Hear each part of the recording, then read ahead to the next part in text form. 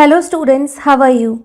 Today I am going to discuss with you chapter 2 acid bases and salts from a class 10 science book, and in this video I will cover the whole chapter and all the topics from chapter number 2. So let's start the chapter 2. So first of all I would like to discuss with you कि acids क्या होते हैं.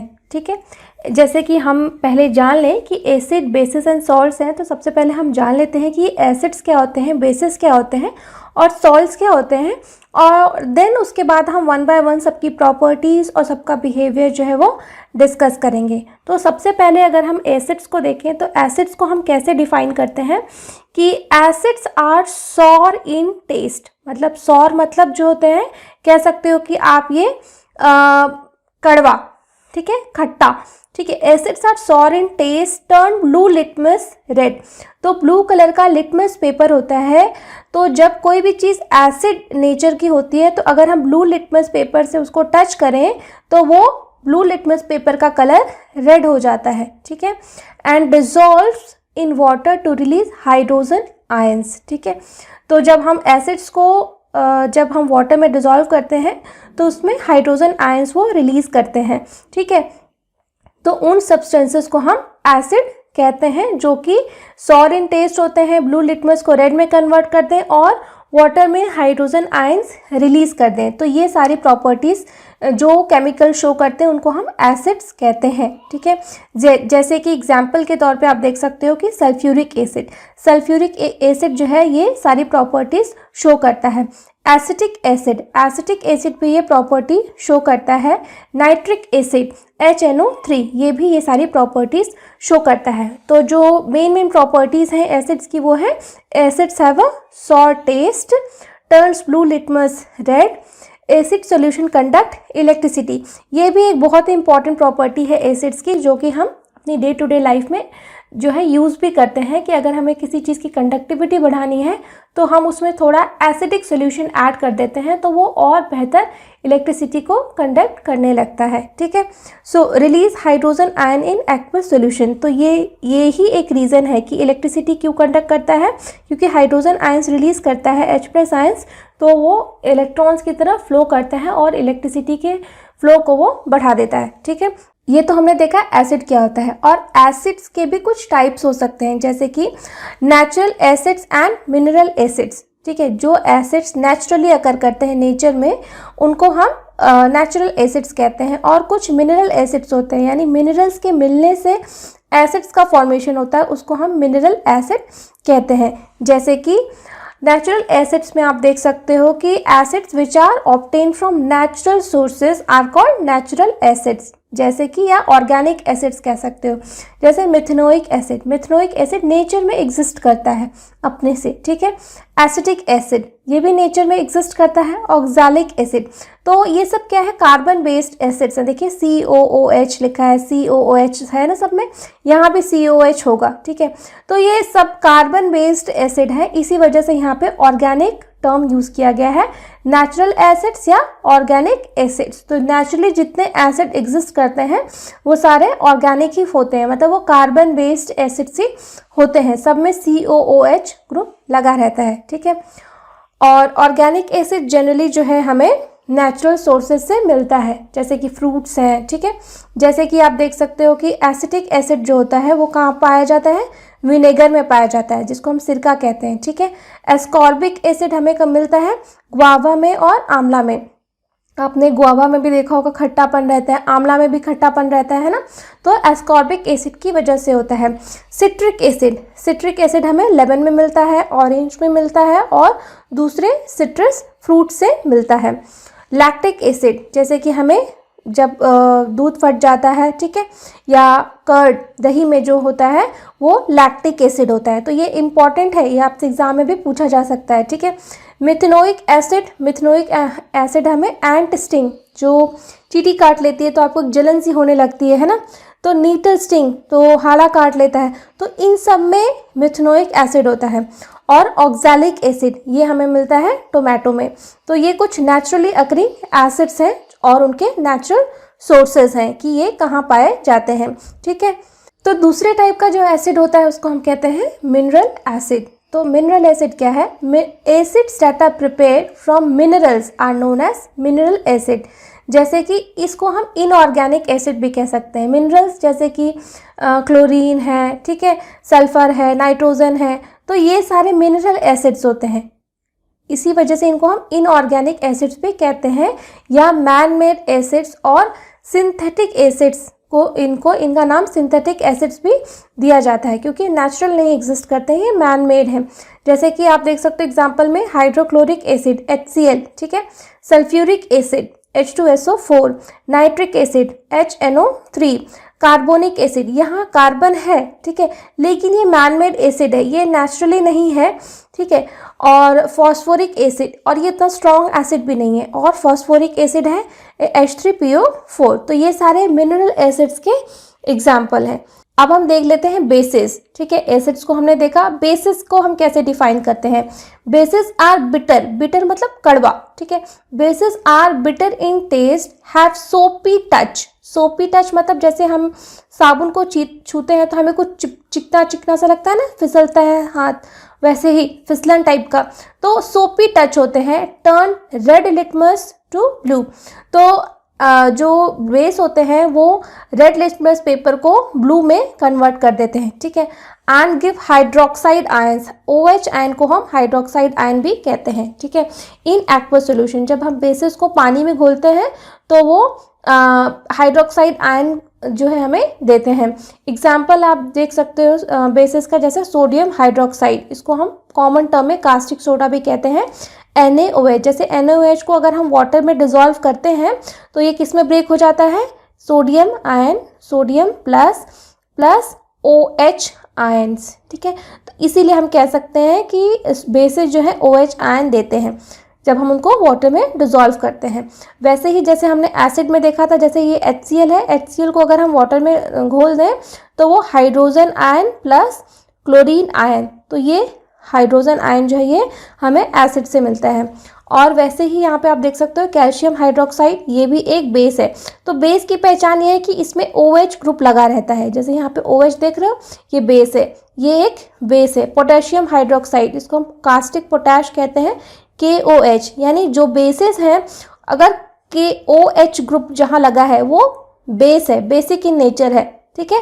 और जहाँ hydrogen type का कुछ लगा हुआ है वो आप कह सकते हो कि वो एसिड है। जैसे HCl हम बोल रहे हैं, H2SO4 बोल रहे हैं, HNO3 बोल रहे हैं, तो ये सारे एसिड्स हैं, ठीक है। और OH जहाँ लगा हुआ है वो बेस है। और दूसरे एसिड्स क्या हो सकते हैं? COH, ये जो ग्रुप लगा है ये अगर कहीं लगा हो तो भी वो एसिड है, COOH, ठीक है। फिर हम कुछ प्रॉपर्टीज़ देख लें फिर से बेसिस की। वो ये है कि base have a bitter taste, bitter taste होता है, सोपी टू टच होते हैं, turn red litmus to blue, और conduct electricity in solution, bases भी इलेक्ट्रिसिटी को कंडक्ट करते हैं। Release OH ions in aqueous solution, ठीक है, उतना कंडक्ट नहीं करते हैं जितना कि एसिड्स करते हैं, बट बेसिस भी करते हैं इलेक्ट्रिसिटी को कंडक्ट। अब हम एक बहुत ही इंपॉर्टेंट जो है पॉइंट डिस्कस कर रहे हैं, वो है कि all basis do not dissolve in water, सारे के सारे बेसिस पानी में नहीं डिजोल्व होते हैं, ठीक है, लेकिन कुछ बेसिस जो है पानी में डिजोल्व होते हैं, ठीक है। सो उनको हम क्या कहते हैं? अल्कली बेस, ठीक है।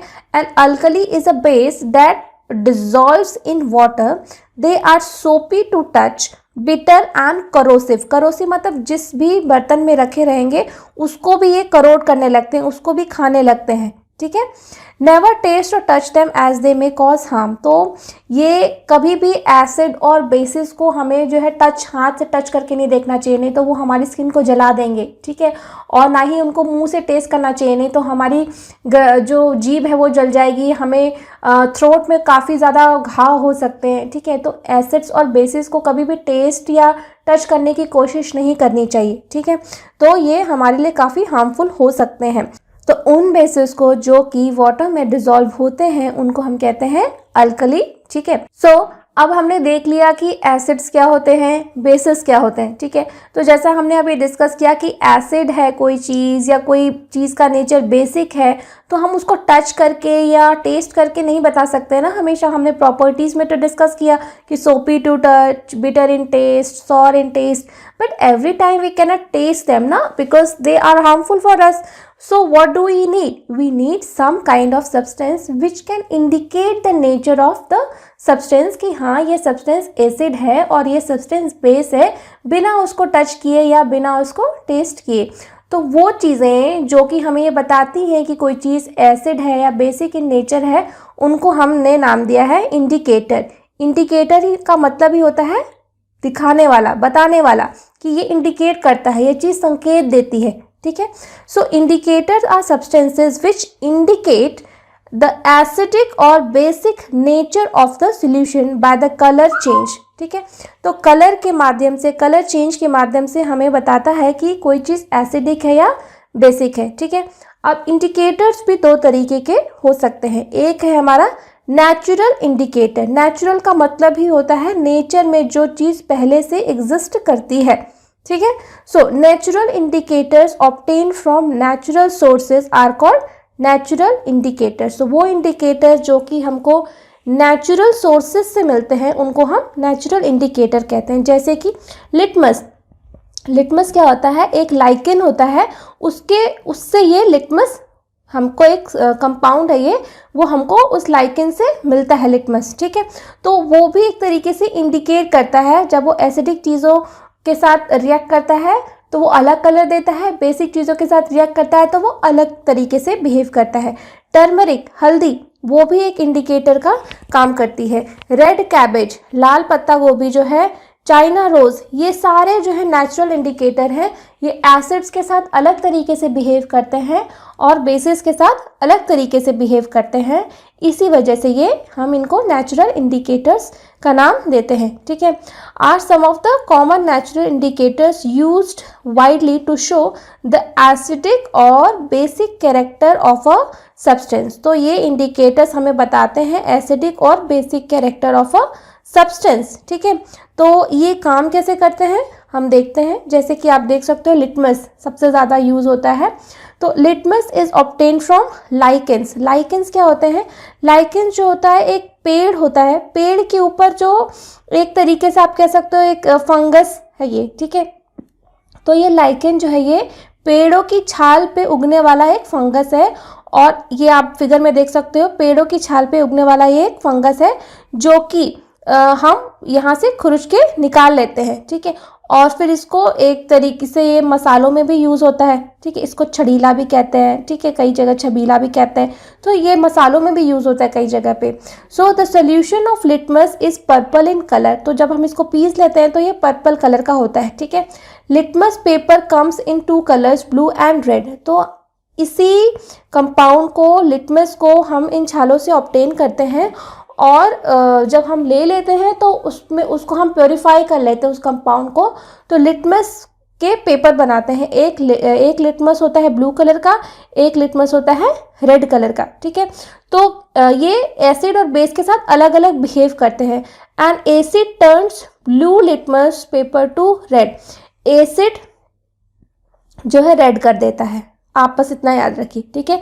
एसिड जो है वो रेड कर देता है. तो रेड करने के लिए क्या होना चाहिए? पहले ब्लू होना चाहिए, है ना. ब्लू को ही रेड करेगा. तो एसिड जो है ब्लू को रेड कर देता है, ठीक है. और a base turns red litmus paper to blue. Base जो है आप ऐसे याद कर सकते हो, base turns litmus paper to blue. B for base, B for blue.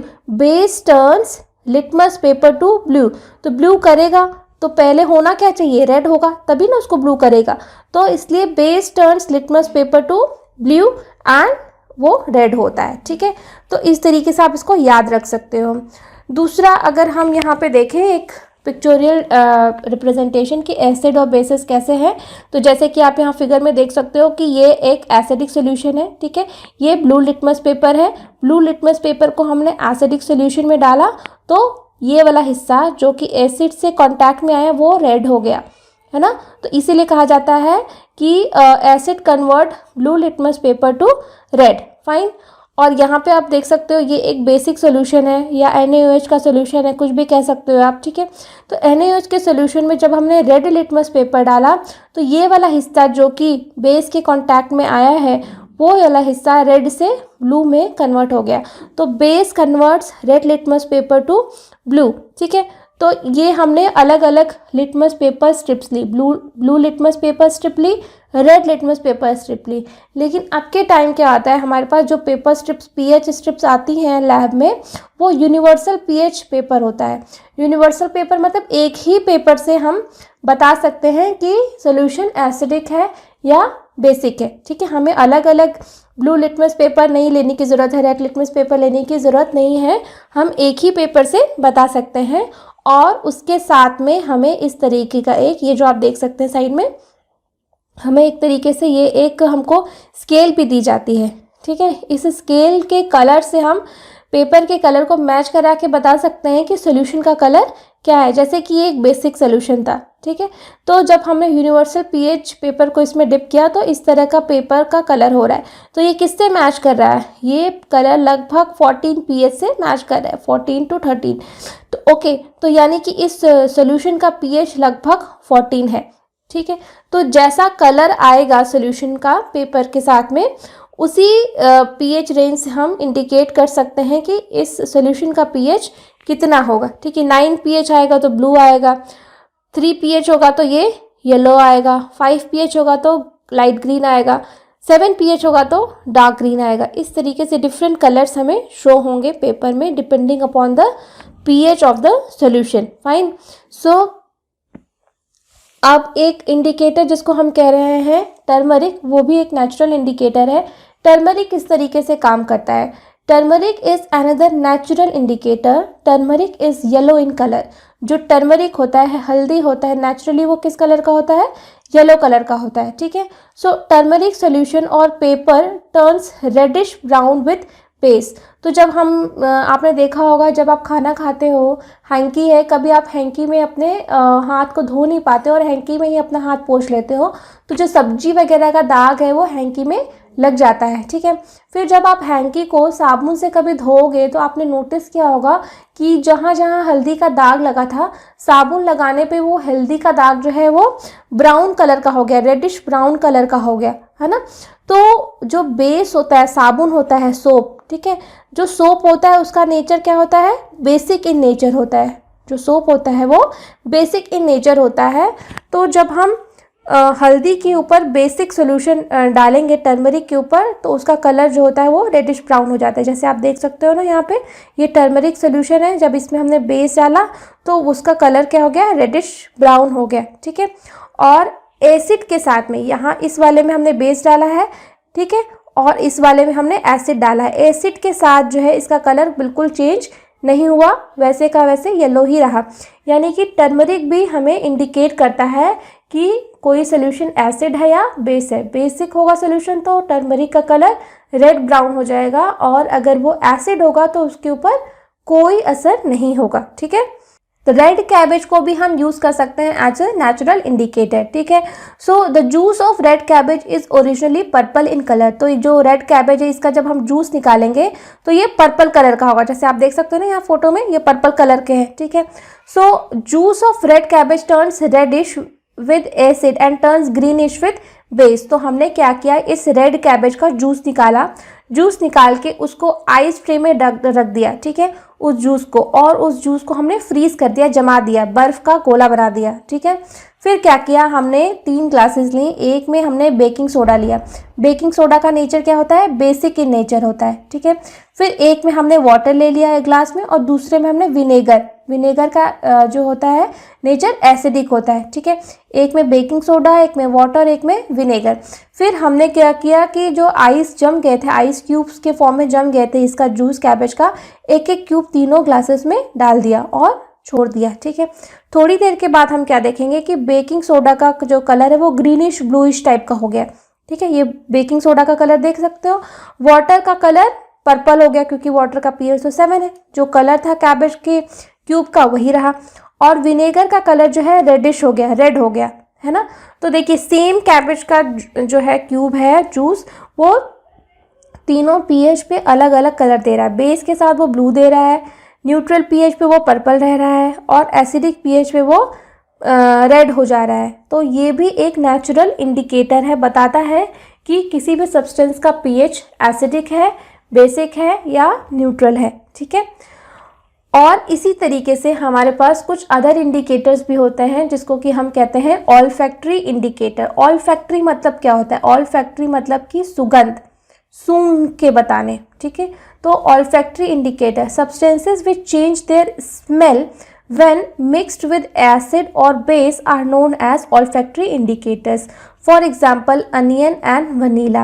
Onion and vanilla क्या करते हैं कि जिस तरीके का उनको पीएच का इन्वायरमेंट मिलता है उसके हिसाब से अपनी स्मेल को घटा या बढ़ा लेते हैं। जैसे कि अनियन है, अनियन को आप किसी एसिडिक सोल्यूशन में डालिए तो उसका जो स्मेल होता है अनियन का, वो स्मेल रहेगा ही। ठीक है, वहीं अनियन को आप किसी बेसिक चीज़ के साथ मिला दीजिए तो अनियन की जो स्मेल है वो चली जाएगी। ठीक है, वैसे ही वनीला जो कि आप आइसक्रीम और केक बनाने के लिए यूज़ करते हो तो एसिडिक सॉल्यूशन में उसकी स्मेल रहेगी और बेसिक सॉल्यूशन में उसकी स्मेल चली जाएगी, है ना। तो ये एक तरीके से ऑल्फैक्टरी इंडिकेटर्स हैं, बताते हैं कि किसी चीज़ का पीएच कितना है। ठीक है, वहीं पे हम एक तीसरे तरीके का इंडिकेटर भी देख सकते हैं, वो है हमारा सिंथेटिक इंडिकेटर। सिंथेटिक मतलब ही होता है जो कि हमने लैब में बनाया हो। ठीक है, तो indicator that are synthesised in the laboratory are known as synthetic indicators. For example phenolphthalein, methyl orange. ठीक है, ये दोनों ही बहुत इंपॉर्टेंट है, आपके एग्जामिनेशन पॉइंट ऑफ व्यू से भी हमेशा क्वेश्चन इस पे पूछा जाता है। फिनोप्थलीन और मिथाइल ऑरेंज कैसे बिहेव करते हैं एसिडिक और बेसिक सॉल्यूशंस के साथ। ठीक है, तो फिनोप्थलीन क्या होता है? Phenolphthalein is a colourless liquid. Phenolphthalein खुद में एक कलरलेस लिक्विड होता है। ठीक है, it remains colourless with acid but turns into pink with a base. Acid के साथ ये जो है कलरलेस रहता है। अगर जो सॉल्यूशन है उसका पीएच एसिडिक है तो वो कलरलेस रहेगा, और बेसिक अगर रहेगा सॉल्यूशन का कलर तो फिनोप्थलीन डालने पे उसका कलर पिंक कलर का हो जाएगा। वहीं मिथाइल ऑरेंज क्या होता है? Methyl orange is originally orange in colour. Methyl orange जैसा नाम आपको पता चल रहा है तो ओरिजिनली ऑरेंज कलर का होता ही है। ठीक है, and turns into read with acid and turns into yellow with base. ठीक है, तो अगर एसिड सोल्यूशन रहेगा तो मिथाइल ऑरेंज रेड में कन्वर्ट हो जाएगा। वहीं अगर सोल्यूशन बेसिक इन नेचर होगा तो मिथाइल ऑरेंज डालने से उसका कलर येलो हो जाएगा। ठीक है, जैसे कि आप यहाँ पे देख सकते हो एक एक फिगर दिखाया गया। फिनोप्थलीन वाइट कलर का होता है, कलरलेस होता है। मिथाइल ऑरेंज ऑरेंज कलर का होता है, और मिथाइल रेड भी होता है, वो रेड कलर का होता है। ठीक है, तो ये तीन इंडिकेटर जनरली हम यूज़ करते हैं लेबोरेटरी में इंडिकेट करने के लिए कि कोई कैसा बिहेव करता है। जैसे कि अगर हम यहाँ पे इंडिकेटर्स ले लें कि हमने रेड लिटमस लिया, ब्लू लिटमस लिया, टर्मरिक लिया, रेड कैबेज लिया, फिनोप्थलीन लिया, मिथाइल ऑरेंज लिया, अनियन एंड वनीला, इनका हमने एक टेबुलर फॉर्म में बनाया है। ठीक है, आप इसको अपने स्क्रीनशॉट लेके भी रख सकते हो कि कैसे ये बिहेव करते हैं। जैसे कि रेड लिटमस का ओरिजिनल कलर रेड होता है। ठीक है, और एसिड के साथ वो कोई चेंज नहीं देता और बेस के साथ वो ब्लू हो जाता है। ब्लू लिटमस का ओरिजिनल कलर ब्लू होता है, एसिड के साथ वो रेड हो जाता है और बेस के साथ वो कोई चेंज नहीं देता। टर्मरिक का ओरिजिनल कलर येलो होता है, एसिड के साथ नो चेंज होता है, बेस के साथ रेडिश ब्राउन हो जाता है। रेड कैबेज का जो ओरिजिनल कलर होता है वो पर्पल होता है, एसिड के साथ ये रेडिश हो जाता है और बेस के साथ ये ग्रीनिश, येलो लिखा है, ग्रीनिश हो जाता है या ब्लू हो जाता है। ठीक है, और फिनोप्थलीन जो है ओरिजिनल कलर कलरलेस होता है, एसिड के साथ ये कलरलेस रहता है और बेस के साथ ये पिंक कलर देता है। मिथाइल ऑरेंज का ओरिजिनल कलर ऑरेंज होता है, एसिड के साथ ये रेड कलर देता है और बेस के साथ ये येलो कलर देता है। ठीक है, ये बहुत इंपॉर्टेंट है, आपको याद होना चाहिए। ओरिजिनल कलर जो इसमें अनियन और वनीला ये ऑल्फैक्टरी इंडिकेटर्स हैं, मतलब स्मेल के साथ होता है। तो एसिड के साथ जो है इन दोनों के ऊपर ये कोई चेंज नहीं होता, बेसिस के साथ इनकी स्मेल जो है वो चली जाती है। ठीक है, सो अब हम देखेंगे कुछ केमिकल प्रॉपर्टीज़ एसिड्स की और बेसिस की, ये किस तरीके से डिफरेंट कंपाउंड के साथ कैसे कैसे बिहेव करते हैं। ठीक है, तो सबसे पहले हम देखेंगे कि reaction of acid with metals. Metals के साथ जो है एसिड्स कैसे रिएक्ट करते हैं। ये प्रॉपर्टीज़ पढ़ना इसलिए भी ज़रूरी है कि अगर हमें किसी एसिड को स्टोर करना है या कोई एक ऐसा सामान बनाना है या कोई एक ऐसी चीज़ बनानी है जिसमें कि उस कंपाउंड का या उस सब्सटेंस का पीएच जो है वो एसिडिक है, तो हम किस तरह का रैपर लें, किस तरह का स्टोरेज कंटेनर लें, ठीक है। या कोई हम डिश बना रहे हैं, फूड आर्टिकल बना रहे हैं जिसका कि पीएच इस तरीके का है, या कोई क्रीम बना रहे हैं या कोई पेस्ट बना रहे हैं, तो पीएच के बारे में अगर हमें जानेंगे नहीं, अगर हम बिहेवियर नहीं समझे रहेंगे तो हम कैसे चीज़ों को आगे बढ़ा पाएंगे। तो इसलिए ये प्रॉपर्टीज़ जानना बहुत ज़रूरी है, ठीक है। सो reaction of acids with metals, acidic substances का मेटल्स के साथ में कैसा बिहेवियर होता है, ठीक है। सो acid gives hydrogen gas along with the respective salt when they react with metal। तो अगर कोई मेटल एसिड के साथ रिएक्ट करता है तो उस मेटल का सॉल्ट बनाता है और साथ में हाइड्रोजन गैस भी बनाता है जो कि इन्वायरमेंट में उड़ जाती है। जैसे कि अगर कोई जिंक है मेटल, ठीक है, और वो H2SO4, ठीक है, के साथ रिएक्ट करता है तो ZnSO4, तो जिंक यहाँ आ जाएगा, उसका रिस्पेक्टिव सॉल्ट बनाएगा ना, जिंक सल्फेट, ये सॉल्ट है, ठीक है, ये सॉल्ट बनता है और हाइड्रोजन गैस बनती है जो कि हवा में जाती है। वैसे ही अगर जिंक को ही हम दूसरे एसिड के साथ रिएक्ट करा दें, जैसे कि HCl हाइड्रोक्लोरिक एसिड के साथ, तो ZnCl बनेगा और ये भी एक सॉल्ट है, ठीक है, सॉल्ट प्लस हाइड्रोजन गैस जो कि हवा में उड़ जाएगी, ठीक है। तो ये प्रॉपर्टी है। तो इसीलिए अगर हम H2SO4 के को स्टोर कराने के लिए कोई कंटेनर लें और जिंक का ले लें, तो जिंक का कंटेनर अगर हम ले लें तो ये तो इसके साथ रिएक्ट कर जाएगा और कंटेनर में छेद हो जाएगा। तो zinc is not a good choice as a container to store the H2SO4। इस एसिड को स्टोर करने के लिए कंटेनर ये ठीक नहीं होगा, ठीक है। सो अगर हम ये देखना चाहें कि हाइड्रोजन गैस इवॉल्व हुई है कि नहीं हुई है, इसके लिए एक टेस्ट किया गया है, ठीक है। हम क्या करेंगे, इस तरह का एपरेटस एक ले लेंगे, ठीक है, उसमें हम जिंक ग्रैन्यूल, जिंक के कुछ टुकड़े डाल देंगे और डाइल्यूट सल्फ्यूरिक एसिड ले लेंगे, ठीक है। डाइल्यूट सल्फ्यूरिक एसिड लेके रिएक्शन कराएंगे और इस तरह का यहाँ पे कॉर्क लगा लेंगे और एक पाइप ले लेंगे। पाइप के थ्रू जो भी हाइड्रोजन गैस प्रोड्यूस होगी वो हाइड्रोजन गैस अब इस पाइप में चली जाएगी अगर प्रोड्यूस हुई होगी, और इसको हम यहाँ वाटर के अंदर ले आएंगे। वाटर में आप देखोगे कि बबल्स बनेगी, क्योंकि यहाँ से गैस निकलेगी तो जो गैस निकलती है वो बबल्स के फॉर्म में निकलेगी क्योंकि पानी के अंदर निकल रही है, ठीक है। तो ये बबल्स जाएंगे और अगर हम यहाँ पे कैंडल जला दें, ठीक है, तो जब ये कैंडल से ये बबल्स टकराएंगे तो एक साउंड आएगी जिसको आप कह सकते हो पटिंग साउंड, ठीक है, या पॉप साउंड, ठीक है। तो ये हाइड्रोजन गैस का कैरेक्टरिस्टिक प्रॉपर्टी है कि by bringing a lighted candle near it, if the gas burns with a pop sound, then it confirms the evolution of hydrogen gas, and this point is very very important। ये hydrogen gas का detection हम कैसे करते हैं, by pop sound या putting sounds, ठीक है। So the burning with pop sound is the characteristic test for hydrogen gas and this experiment is very important, ठीक है। सो अब हम देखते हैं एक और property, reaction of acids with metal carbonates. Metal carbonates के साथ एसिड कैसे रिएक्ट करते हैं, जैसे कि acid gives carbon dioxide gas and respective salt along with water when they react with metal carbonate. Metal carbonate ले लो, किसी भी मेटल का कार्बोनेट वाला कंपाउंड, ठीक है, और एसिड ले लो तो क्या बनेगा, वो रिस्पेक्टिव सॉल्ट बनता है, कार्बन डाइऑक्साइड और वाटर बनता है। जैसे कि HCl हमने ले लिया, ये एक एसिड है, ठीक है, और ये मेटल कार्बोनेट, सोडियम कार्बोनेट है।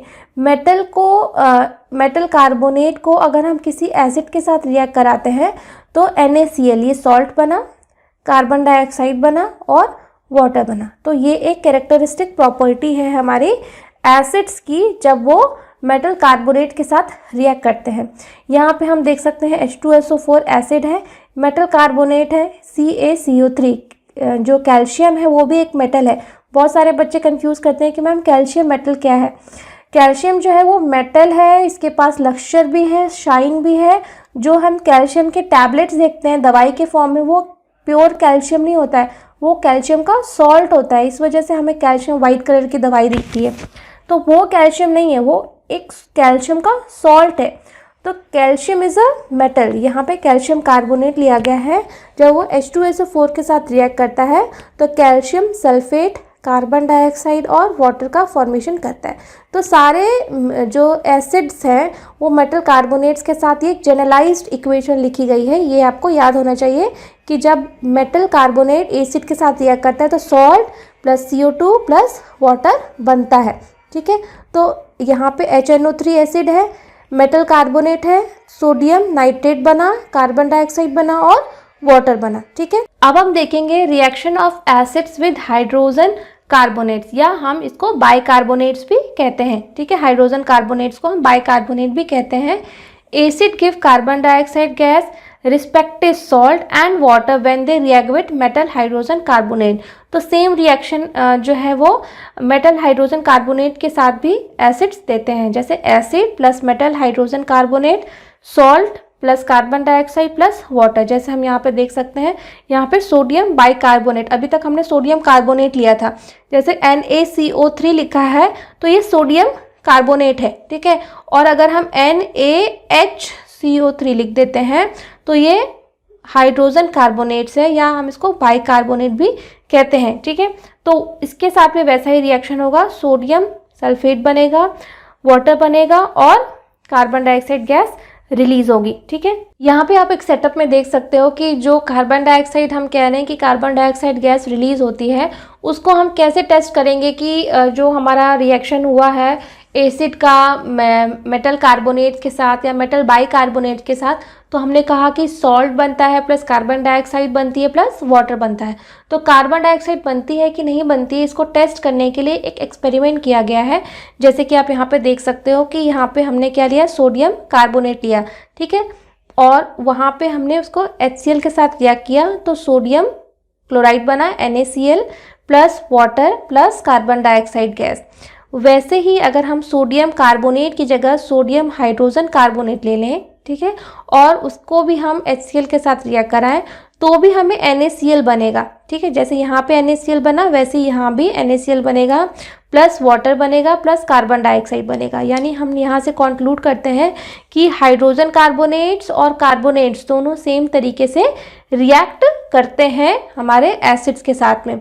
अब रही बात कि CO2 को हम टेस्ट कैसे करेंगे, जैसे अभी हमने हाइड्रोजन गैस का टेस्ट किया कि पॉपिंग साउंड आती है मोमबत्ती या किसी भी जलती हुई चीज़ के साथ में, वैसे ही जो है ये CO2 है उसको टेस्ट करने के लिए हम क्या करेंगे कि कैल्शियम हाइड्रोक्साइड ले लेंगे। ठीक है, CaOH, या इसको हम कॉमन टर्म में क्या कहते हैं, लाइम वाटर, चूने का पानी। ठीक है, तो लाइम वाटर ले लेंगे, या इसको हम टेक्निकल टर्म्स में कैल्शियम हाइड्रोक्साइड कह सकते हैं। उसके साथ इस टेस्ट ट्यूब में हमारा कैल्शियम हाइड्रोक्साइड सोल्यूशन है। तो ये जो यहाँ पे गैस बनेगी CO2 वो इस पाइप के थ्रू यहाँ आ जाएगी। ठीक है, इस सोल्यूशन के अंदर जा रही है। तो यहाँ पे हमारा पहले से ही कैल्शियम हाइड्रोक्साइड है, तो जब कैल्शियम हाइड्रोक्साइड के साथ CO2 गैस रिएक्ट करेगी तो कैल्शियम कार्बोनेट बना देगी। ठीक है, और कैल्शियम कार्बोनेट वाइट कलर का प्रेसिपिटेट होता है जो यहाँ पे जम जाएगा इस टेस्ट ट्यूब में और वाटर का फॉर्मेशन होगा। ठीक है, तो इस तरीके से अगर ये कैल्शियम हाइड्रोक्साइड का सोल्यूशन वाइट हो जाता है या टर्न्स मिल्की हो जाता है, ठीक है, तो हम कहेंगे कि ये CO2 गैस यहाँ पे इवॉल्व हुई थी, इस रिएक्शन में ये CO2 गैस यहीं से इवॉल्व हुई थी। ठीक है, तो ये टेस्ट है CO2 गैस का कि CO2 गैस को जहाँ से भी निकल रही है अगर हम उसको कैल्शियम हाइड्रोक्साइड सोल्यूशन से पास कराएंगे तो then we will get a white precipitate और the calcium hydroxide turns milky. ठीक है, so the gas evolve because of reaction of the acid with metal carbonate और metal hydrogen carbonate turns lime water milky. So ये एक test है CO2 के evolution का। ठीक है, so this shows that the gas is a carbon dioxide gas, क्योंकि carbon dioxide gas ही उसको मिल्की टर्न कर सकती है। This happens because of the formation of A white precipitate of calcium carbonate. ठीक है, तो आई होप कि आपको ये अच्छे से समझ में आ रहा होगा। ठीक है, लेकिन अभी हमने देखा कि अगर हम कैल्शियम हाइड्रोक्साइड सोल्यूशन के में अगर हम CO2 पास कराएं तो वो टर्न्स मिल्की हो जाता है, वाइट हो जाता है, वाइट प्रेसिपिटेट बन जाता है। लेकिन हम बहुत देर तक कार्बन डाइऑक्साइड पास कराते जा रहे हैं। ठीक है, so when excess of carbon dioxide is pass through lime water it makes milky colour of lime water disappear. अगर हम बहुत देर तक कार्बन डाइऑक्साइड मिल्की होने के बावजूद भी हम कार्बन डाइऑक्साइड की सप्लाई कराए जा रहे हैं तो क्या होगा, वो जो वाइट कलर है वो मिल्की कलर चला जाएगा। क्यों, ऐसा क्यों? This happens because of formation of calcium hydrogen carbonate. As calcium hydrogen carbonate is soluble in water, thus milky color of solution mixture disappears। क्योंकि जैसे हमने यहाँ पे कहा कि कैल्शियम कार्बोनेट बनता है, ठीक है, जब हम पहली बार रिएक्शन कराते हैं CaOH का अब CO2 के साथ, गैस के साथ में जब रिएक्शन कराते हैं तो कैल्शियम कार्बोनेट बनता है CaCO3। तो ये इसी की वजह से इसका कलर जो है वो मिल्की हो जाता है, ठीक है, मिल्की कलर हो जाता है। लेकिन इसके बनने के बावजूद भी हम कार्बन डाइऑक्साइड को पास कराते जा रहे हैं तो अब ये जो प्रोडक्ट बना है ये अब रिएक्टेंट की तरह बिहेव करने लगेगा। तो ये अब यहाँ पे रिएक्टेंट की तरह आ गया और इसके सोल्यूशन में वाटर था ही, और अब जो एक्सेस में कार्बन डाइऑक्साइड हम पास करा रहे हैं वो अब कार्बन डाइऑक्साइड इसके साथ फिर से रिएक्ट करेगा और कैल्शियम हाइड्रोजन कार्बोनेट बनाएगा जो कि वाटर में सॉल्युबल है। ये कैल्शियम कार्बोनेट वाटर में इनसॉल्युबल था, इसीलिए वाइट प्रेसिपिटेट के फॉर्म में ये होता गया और सोल्यूशन का कलर मिल्की हो गया। लेकिन कैल्शियम हाइड्रोजन कार्बोनेट जो अब बन रहा है वो वाटर में सॉल्युबल है, इसी वजह से मिल्की कलर दोबारा से चला जाता है, ठीक है। तो this is very important point from your examination point of view, बहुत बार ये क्वेश्चन भी पूछा जाता है, ठीक है। तो अब हम कुछ देख लेते हैं कॉमन पॉइंट जो कि सारे एसिड्स में होता ही है, ठीक है। सो acid give hydrogen gas when they react with metals. तो ये एक कॉमन चीज़ हो गई कि जब भी मेटल्स के साथ रिएक्ट करते हैं एसिड तो वो हाइड्रोजन गैस का प्रोडक्शन करते हैं, ठीक है। So this shows that all acid contain hydrogen. इसका मतलब है हाइड्रोजन गैस कहाँ से आ रही है, यानी एसिड्स के अंदर के साथ ही आ रही होगी, जैसे कि हाइड्रोक्लोरिक एसिड, यहाँ पे भी एक हाइड्रोजन है, सल्फ्यूरिक एसिड, यहाँ पे भी हाइड्रोजन है, नाइट्रिक एसिड, यहाँ पे भी हाइड्रोजन है। तो ये हाइड्रोजन आता कहाँ से है, ये एसिड के साथ ही होता है, ठीक है। तो मेटल्स के साथ जब एसिड्स रिएक्ट करते हैं तो हाइड्रोजन गैस जो है वो इवॉल्व होती है, ठीक है, यानी एसिड्स जो होते हैं वो हाइड्रोजन गैस उनके अंदर होती है, ठीक है। So when an acid is dissolve in water, अब इसी एसिड को, जैसे ये HCl है, ठीक है, इसको अगर हम पानी के साथ डिसॉल्व करें, पानी में डाल दें, ठीक है, तो क्या होगा, इट डिसोसिएट्स हाइड्रोजन। तो ये H ions plus chlorine ions में ब्रेक हो जाता है, ठीक है। So the dissociation of hydrogen ions in aqueous solution is the common property of all acids. तो सारे एसिड, चाहे वो HCl हो, चाहे सल्फ्यूरिक एसिड हो, चाहे नाइट्रिक एसिड हो, जब भी हम इसको पानी में घोलेंगे तो ये हाइड्रोजन आयन और अपने दूसरे आयंस में टूट जाते हैं, ठीक है। So because of the dissociation of hydrogen ions in aqueous solution and acid shows acidic behaviour. और इसी हाइड्रोजन आयन में टूटने की वजह से ही जो है वो ये एसिडिक नेचर जो होता है एसिड्स के पास में हाइड्रोजन आयन की वजह से ही आता है। तो जितना ज़्यादा हाइड्रोजन आयन ये बनाएंगे उतना ज़्यादा ये एसिडिक नेचर शो करते हैं, ठीक है। तो इसी से डिटरमाइन होता है कि कौन कितना स्ट्रॉन्ग एसिड है। अब यहाँ पे आप फिगर में देख सकते हैं कि acid solution in water conduct electricity. तो जैसे कि हम यहाँ पे एक सेटअप ले लेते हैं, एक बीकर ले लेते हैं और उसमें एक इलेक्ट्रिक सर्किट इस तरह से बना लेते हैं, ठीक है। सो ये कीले हैं जो कि कंडक्टिव इलेक्ट्रोड की तरह काम करती हैं। डाइल्यूट HCl सोल्यूशन हमने यहाँ रख लिया और रबर कॉर्क रख लिया है, ठीक है। तो जब हम इस सर्किट को पूरा करेंगे तो हम देखेंगे ये बल्ब जो है वो जल उठेगा, ग्लो करेगा, यानी एसिड्स जो है वो गुड कंडक्टर ऑफ इलेक्ट्रिसिटी है। It is due to free hydrogen ion. ये जो हाइड्रोजन आयन होता है यही इनमें इलेक्ट्रिसिटी को कंडक्ट करने में मदद करता है, ठीक है। एग्जाम्पल्स आप कुछ देख सकते हो, जैसे कि hydrochloric acid give hydrogen ion and chloride ion when it dissolve in water. Acetic acid जो कि एक वीक एसिड होता है, ठीक है, लेकिन ये भी एसिटिक एसिड भी एसिड होता है। It give acetate ion CHCO3 and hydrogen ion. यानी बेसिक फंडा ये है, चाहे मिनरल एसिड हो चाहे ऑर्गेनिक एसिड हो, सब वाटर में टूटने के बाद आयन और हाइड्रोजन आयन ज़रूर से देते हैं। ये एसिड की कैरेक्टरिस्टिक प्रॉपर्टी है। यहाँ पे आप एक सेटअप देख सकते हैं जिसमें कि हमने HCl गैस का फॉर्मेशन किया है, ठीक है। तो जो हम सुनते हैं कि एसिड रेन हो रही है, कैसे होती है एसिड रेन, ठीक है। तो एक यहाँ पे एक्सपेरिमेंट किया गया है जिसमें कि हम दिखाएंगे कि जो गैसेस होती है उनमें भी एसिडिक नेचर आ सकता है। कैसे? जैसे हमने इस टेस्ट ट्यूब में सोडियम क्लोराइड ले लिया, सोडियम क्लोराइड मतलब NaCl ले लिया, ठीक है। NaCl ले लिया टेस्ट ट्यूब में, और अब हम इसमें क्या करेंगे, कोनिकल फ्लास्क से धीरे धीरे टेस्ट ट्यूब के साइड वॉल से धीरे धीरे सरक, ऐसे जंप करके नहीं डाल लेना है, क्योंकि इसे करेंगे तो मतलब बहुत ज़्यादा हीट एनर्जी रिलीज होती है और जो है ये बीकर बहुत गर्म हो जाएगा और हमारा हाथ भी जल जाएगा, ठीक है। इसको हम जो है टेस्ट ट्यूब के साइड वॉल से होते हुए डालेंगे, क्योंकि अगर ये आपके हाथों से टच हो जाएगा तो आपकी स्किन येलो हो जाएगी, स्किन बर्न हो सकता है, ठीक है। और क्योंकि इसमें बहुत ज़्यादा हीट निकलती है। Okay, so concentrated sulphuric acid हम from the side walls of test tube डालेंगे। फिर क्या करेंगे, इसको एक कॉर्क यहाँ से लगा देंगे, ठीक है, और उसमें एक पाइप डाल देंगे। तो जब ये रिएक्शन होगा सोडियम क्लोराइड और H2SO4 का, ठीक है, NaCl प्लस H2SO4 का जब रिएक्शन होगा तो हमारा क्या बनेगा, आप ये देख सकते हो कि HCl प्लस सोडियम सल्फेट, ठीक है। फिर आप ये जो HCl बना है ये गैस के फॉर्म में बनेगी, और ये HCl को हम जब litmus paper, blue litmus paper को लाएंगे तो आपको पता है कि acid converts blue litmus paper to red, ठीक है। तो HCl गैस जब यहाँ पे लिटमस पेपर से रिएक्ट करेगी तो ये रेड में कन्वर्ट हो जाएगी, यानी हमने ये HCl गैस का टेस्ट कर लिया, ठीक है। सो ये प्रिपरेशन ऑफ HCl गैस हम यहाँ पे देख सकते हैं, ठीक है। सो अब हम देख सकते हैं एक डिफरेंस स्ट्रॉन्ग एसिड्स और वीक एसिड में। जैसे मैंने कहा कि दोनों एसिड्स हैं, बट एक स्ट्रॉन्ग एसिड किसको कहेंगे और वीक एसिड किसको कहेंगे, हम यहाँ पे डिफरेंसेस कुछ देख लेते हैं। तो एक स्ट्रॉन्ग एसिड क्या हो सकता है और वीक एसिड क्या हो सकता है, हम देख सकते हैं कि N acid which is completely ionised in water, वो एसिड जो कि कम्प्लीटली आयनाइज हो जाता है वाटर में and produces hydrogen ion is called a strong acid, जैसे कि HCl, ठीक है, सल्फ्यूरिक एसिड और नाइट्रिक एसिड। जब हम इनको वाटर में घोलते हैं तो कंप्लीट डिसोसिएशन होता है, ठीक है, कंप्लीट डिसोसिएशन होता है, अपने आयंस में ये कंप्लीटली टूट जाते हैं, ठीक है।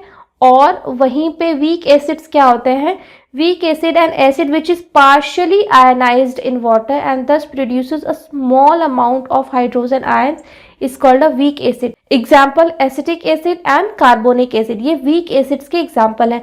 यानी कि जब अगर ये टूटते भी हैं, ठीक है, तो ये पूरी तरीके से नहीं टूटते हैं, ठीक है, और ये उतने ज़्यादा हाइड्रोजन आयन का प्रोडक्शन नहीं कर सकते हैं सॉल्यूशन में जितना कि ये और जो इनऑर्गेनिक एसिड्स हैं वो ज़्यादा हाइड्रोजन आयंस का प्रोड्यूस करते हैं। तो बेसिकली बात यह है कि जो जितना हाइड्रोजन आयन का प्रोडक्शन करेगा उतना ही वो स्ट्रॉन्ग एसिड है, ठीक है। जो जितना ही ज़्यादा हाइड्रोजन आयन का प्रोडक्शन कर सकता है वो उतना ही स्ट्रॉन्ग एसिड है। तो जितना हाइड्रोजन आयन होंगे उतना एसिडिक नेचर होगा, ठीक है। अब हम देख सकते हैं कुछ properties, chemical properties of basis. अभी तक हमने एसिड्स के बारे में डिस्कस किया, अब हम बेसिस की भी कुछ केमिकल प्रॉपर्टीज देख सकते हैं, जैसे कि reaction of bases with metals, metals के साथ बेसिस कैसे बिहेव करते हैं।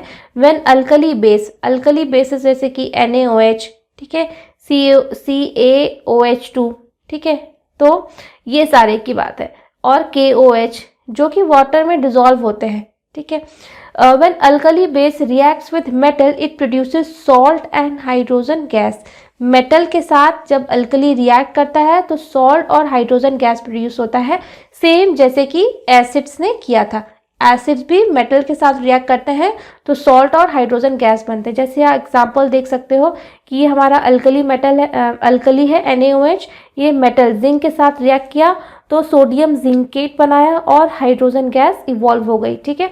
वैसे ही एल्यूमिनियम एक मेटल है और NaOH के साथ रिएक्ट किया तो सोडियम एल्यूमिनेट बनाया और हाइड्रोजन गैस इवॉल्व हुई, ठीक है।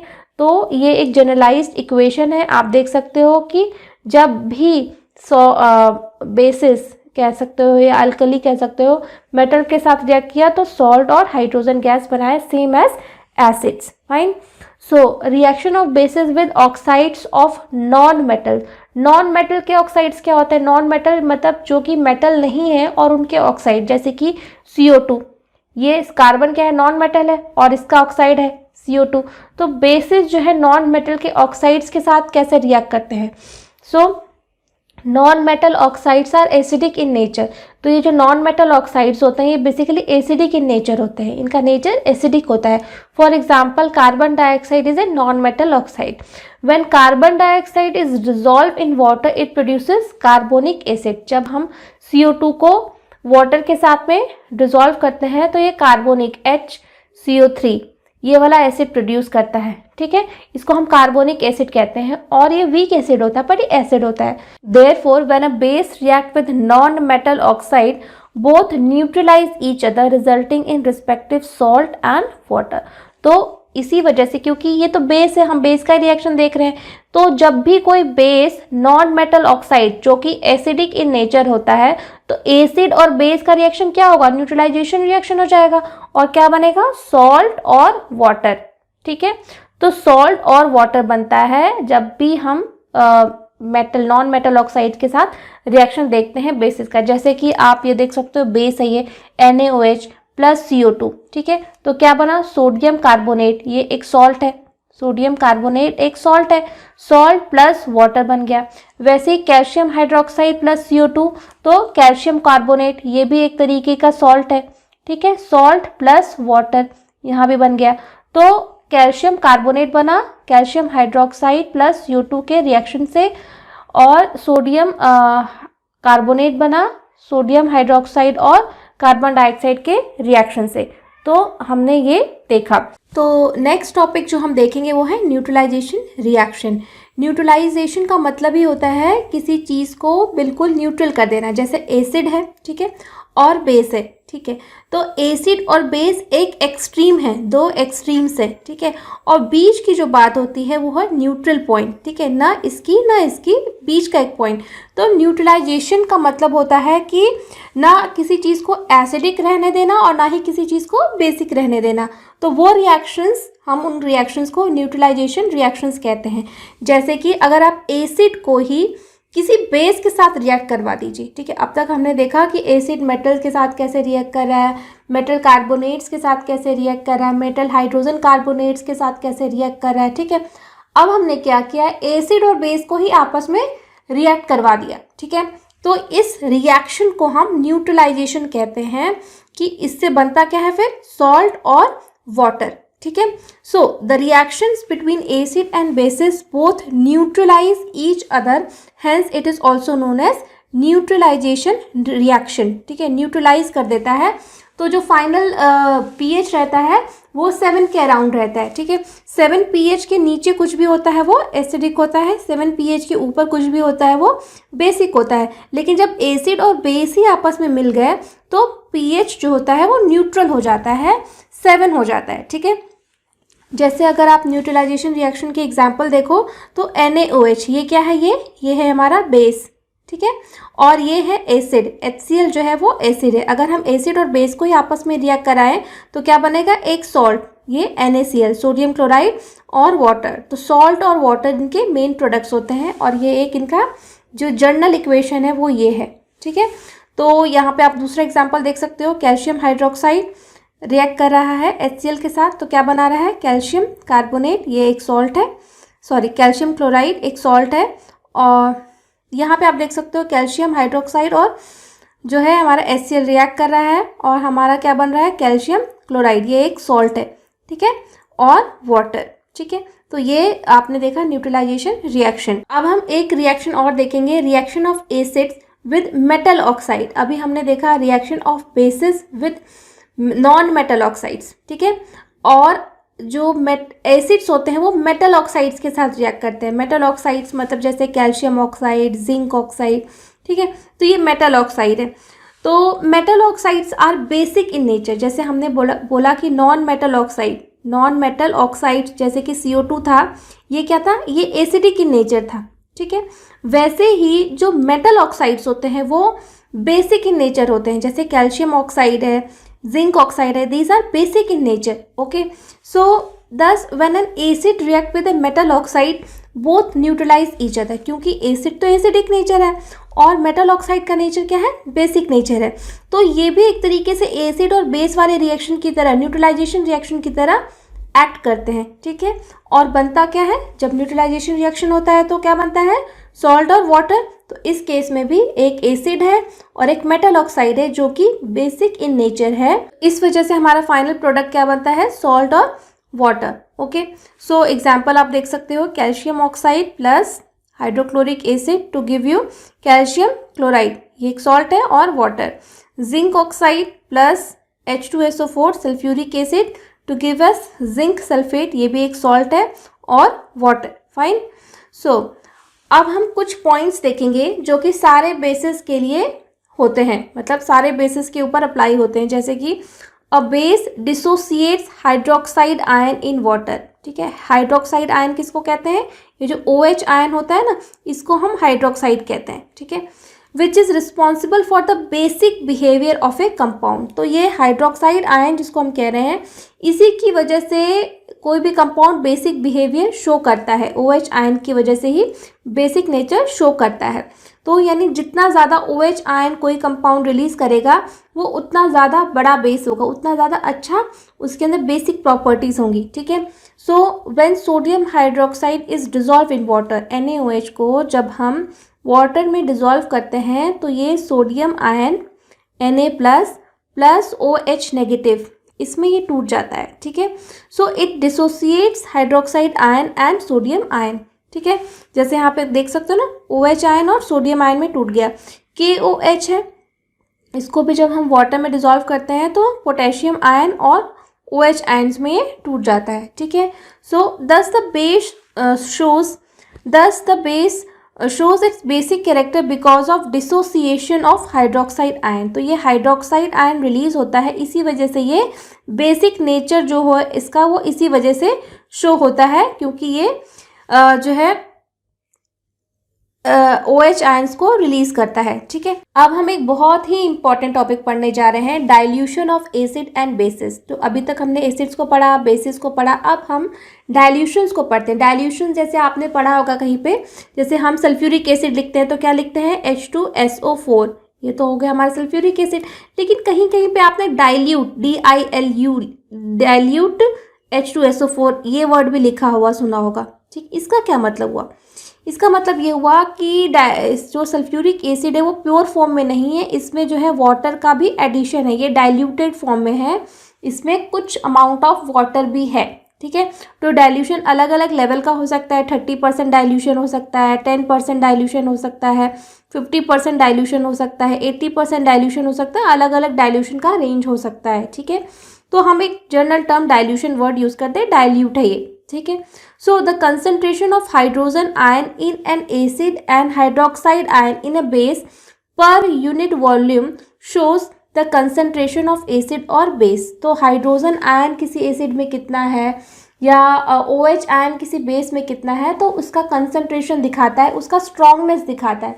जितना ज़्यादा हाइड्रोजन आयन होगा एसिड में वो उतना ज़्यादा मतलब कंसनट्रेटेड एसिड होगा, और जितना OH आयन ज़्यादा होगा उतना ज़्यादा कंसनट्रेटेड वो बेस होगा, ठीक है। By mixing of acid to water, अगर हम एसिड को वाटर में ऐड करें, ठीक है, the concentration of hydrogen ion per unit volume decreases, क्योंकि अब पहले एसिड जैसे HCl एसिड है, ये प्योर एसिड है, अगर हम एसिड को वाटर में ऐड कर देंगे तो ये जो एसिड है इसका डाइल्यूशन हो जाएगा ना। तो इसी वजह से जो हाइड्रोजन आयन की कंसंट्रेशन है जो पहले इस सॉल्यूशन में थी वो अब वाटर में मिलने के बाद इसकी आयन की कंसंट्रेशन डिक्रीज हो जाएगी, तो ये डाइल्यूट हो जाएगा एसिड, ठीक है। Similarly by addition of base to water, अगर हम बेस को वाटर में ऐड कर देंगे तो concentration of hydroxide ion per unit volume decreases, ठीक है। This process of addition of acid or base to water is called dilution and the acid or base is called diluted।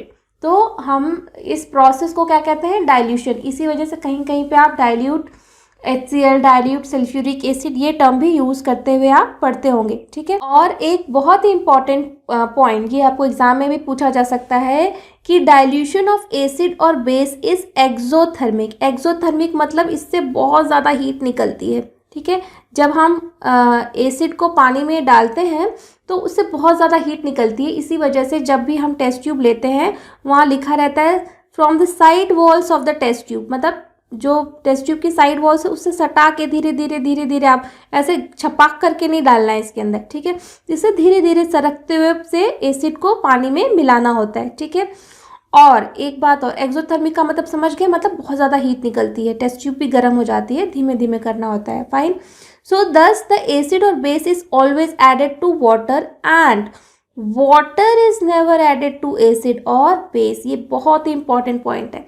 हमेशा जो है acid को water में, जैसे अगर मैं बीकर ले लूँ, ठीक है, ये बीकर, इसमें पानी होगा, जितना भी मुझे पानी मिलाना है एसिड में, मुझे पता है कितना परसेंटेज मुझे डाइल्यूशन बनाना है, ठीक है। पहले मैं कैलकुलेट कर लूँगी, उसके बाद में उतना पानी बीकर में ले लूँगी, फिर उतना अमाउंट दूसरे एक फ्लास्क के बीकर में लूँगी, फिर एसिड को धीरे धीरे साइड वॉल से करते हुए पानी में मिलाऊंगी। कभी भी पानी को एसिड में नहीं मिलाना चाहिए, क्योंकि वो और ज़्यादा एक्सोथर्मिक प्रोसेस, उससे और भी ज़्यादा हीट निकलेगी और आप जल सकते हो, आपको बर्न्स हो सकते हैं, ठीक है। So if water is added to a concentrated acid और base, a lot of heat is generated which may cause splashing out. जैसे एकदम पानी एकदम उछल जाएगा, स्प्लैश कर जाएगा, आपके मुंह पे भी आ सकता है, ठीक है, ऑफ एसिड और base and may cause severe damage as concentrated acid and base are highly corrosive. तो इससे बर्न्स हो सकती हैं, स्किन जल सकती है, आँखों में भी जा सकता है, आँखों की रोशनी भी जा सकती है, इस तरह के एक्सीडेंट्स होते हैं, ठीक है।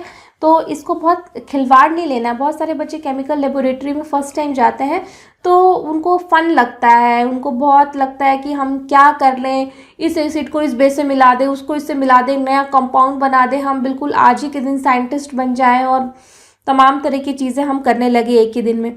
तो ये बहुत ही गलत एटीट्यूड है। जब भी आप इस तरह की चीज़ों में जाएं तो आपका परमानेंट लॉस, परमानेंट डैमेज हो सकता है चीज़ों का, और आपसे एसोसिएटेड अगल बगल और भी बच्चे हैं तो आपको बहुत ही ज़्यादा केयरफुल रहने की ज़रूरत है, ठीक है। तो never do things like that, और टीचर से हमेशा इंस्ट्रक्शंस लेके ही करें। और ये क्वेश्चन भी आपको एग्जाम में बहुत पूछा जा सकता है कि हमेशा एसिड या बेस को ही पानी में मिलाते हैं, पानी को नहीं मिलाते हैं, ठीक है, क्योंकि ये एक्सोथर्मिक प्रोसेस है। कुछ कुछ टेक्निकल वर्ड्स आप याद करते हैं, जैसे एक्सोथर्मिक है, ठीक है, डाइल्यूशन है, तो ये सब वर्ड्स जब आप अपने आंसर में लिखोगे तो it will give you a impact, ठीक है, और आपके अच्छे नंबर आएंगे। और बेसिकली ये एक सिंबल है, यहाँ पे आप राइट साइड में देख सकते हो, इसका मतलब होता है कोरोसिव, इन चीज़ों को टच नहीं करना है, ठीक है। Warning sign displayed on containers containing concentrated acid and base, concentrated है तो इस तरह का वार्निंग साइन उस पर बना रहता है, ठीक है। तो आप इसका ध्यान रखिएगा। अब हम थोड़ा सा समझ लेते हैं स्ट्रेंथ। जैसे मैंने कहा कि कोई चीज़ कितनी कंसनट्रेटेड है तो हम कैसे पता करेंगे, ठीक है। तो एसिड और बेसिस का स्ट्रेंथ हम कैसे बता सकते हैं कि acid in which complete dissociation of hydrogen ion takes place are called strong acid. जैसे कि HCl है, ठीक है, HCl को अगर हम पानी में घोलें तो जैसे अगर 10 मोल्स हम घोल रहे हैं पानी में HCl का, तो 10 के 10 मोल्स जो है वो हाइड्रोजन आयन और क्लोरीन आयन में डिसोसिएट हो जाएंगे, ठीक है। वहीं अगर मैं एसिटिक एसिड को घोलूँ, ठीक है, एसिटिक एसिड जैसे आप CH3COOH लिखते हो, ठीक है, इसको मैं घोलूँ 10 मोल्स को पानी में घोलूँ तो हो सकता है 5 ही मोल जो है वो अपने आयंस में ब्रेक हों, ठीक है। तो ये कहने का मतलब है। Similarly bases in which complete dissociation of hydroxide ion takes place are called strong bases. Bases में भी जिसमें कंप्लीट डिसोसिएशन होता है, जैसे NaOH है, इसको मैं 10 मोल्स पानी में घोलूँ तो 10 के 10 मोल्स जो है सोडियम आयन और हाइड्रोक्साइड आयन में डिसोसिएट हो जाएंगे, तो ये एक स्ट्रॉन्ग बेस है, ठीक है। So mineral acid such as hydrochloric acid, sulphuric acid, nitric acid etc.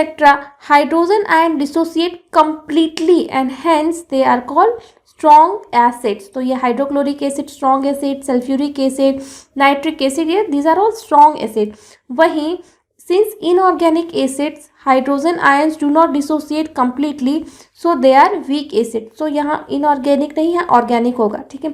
Since organic acids, जो organic acids होते हैं उसमें हाइड्रोजन आयन पूरी तरीके से डिसोसिएट नहीं होता है, इस वजह से हम उनको क्या कहते हैं, वीक एसिड्स कहते हैं, ठीक है. और हाउ स्ट्रॉन्ग आर एसिड और बेस सॉल्यूशंस, तो हमें कैसे पता चलेगा, अभी तो हमने बोल दिया कि स्ट्रॉन्ग एसिड है, ये वीक एसिड है, लेकिन कितना एसिडिटी उसके अंदर कितनी है उसको कैसे हम मेज़र करेंगे, ठीक है. तो उसको मेजर करने के लिए एक स्केल है जिसको हम कहते हैं पीएच स्केल, स्मॉल पी और कैपिटल एच, ठीक है. इसको कहते हैं पीएच स्केल. इसको हम कह सकते हैं, इसका फुल फॉर्म क्या होता है, पोटेंशियल ऑफ हाइड्रोजन आयन, ठीक है, potential of hydrogen ion, pH जिसको है कह रहे हैं, ठीक है. So a scale for measuring hydrogen ion concentration in a solution called pH scale has been developed. P in pH stands for potenz, जो कि जर्मन वर्ड है, ठीक है, meaning power.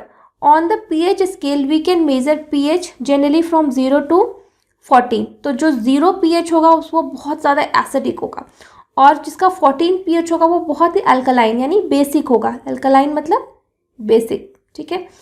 pH should be thought of simply as a number which indicate the acidic और basic nature of a solution. तो pH जो है वो एक नंबर है जो कि बताता है कि कोई सोल्यूशन कितना एसिडिक है या कितना बेसिक है, ठीक है. जैसे कि अगर आप देखो कि फॉर वाटर और न्यूट्रल सोल्यूशंस, न्यूट्रल मतलब ना जो एसिड है और ना ही जो बेस है, जैसे कि वाटर ना वो एसिडिक बिहेवियर शो करता है ना वो बेसिक बिहेवियर शो करता है, तो इन सब्सटेंसेस का पीएच जनरली 7 के अराउंड होता है, ठीक है.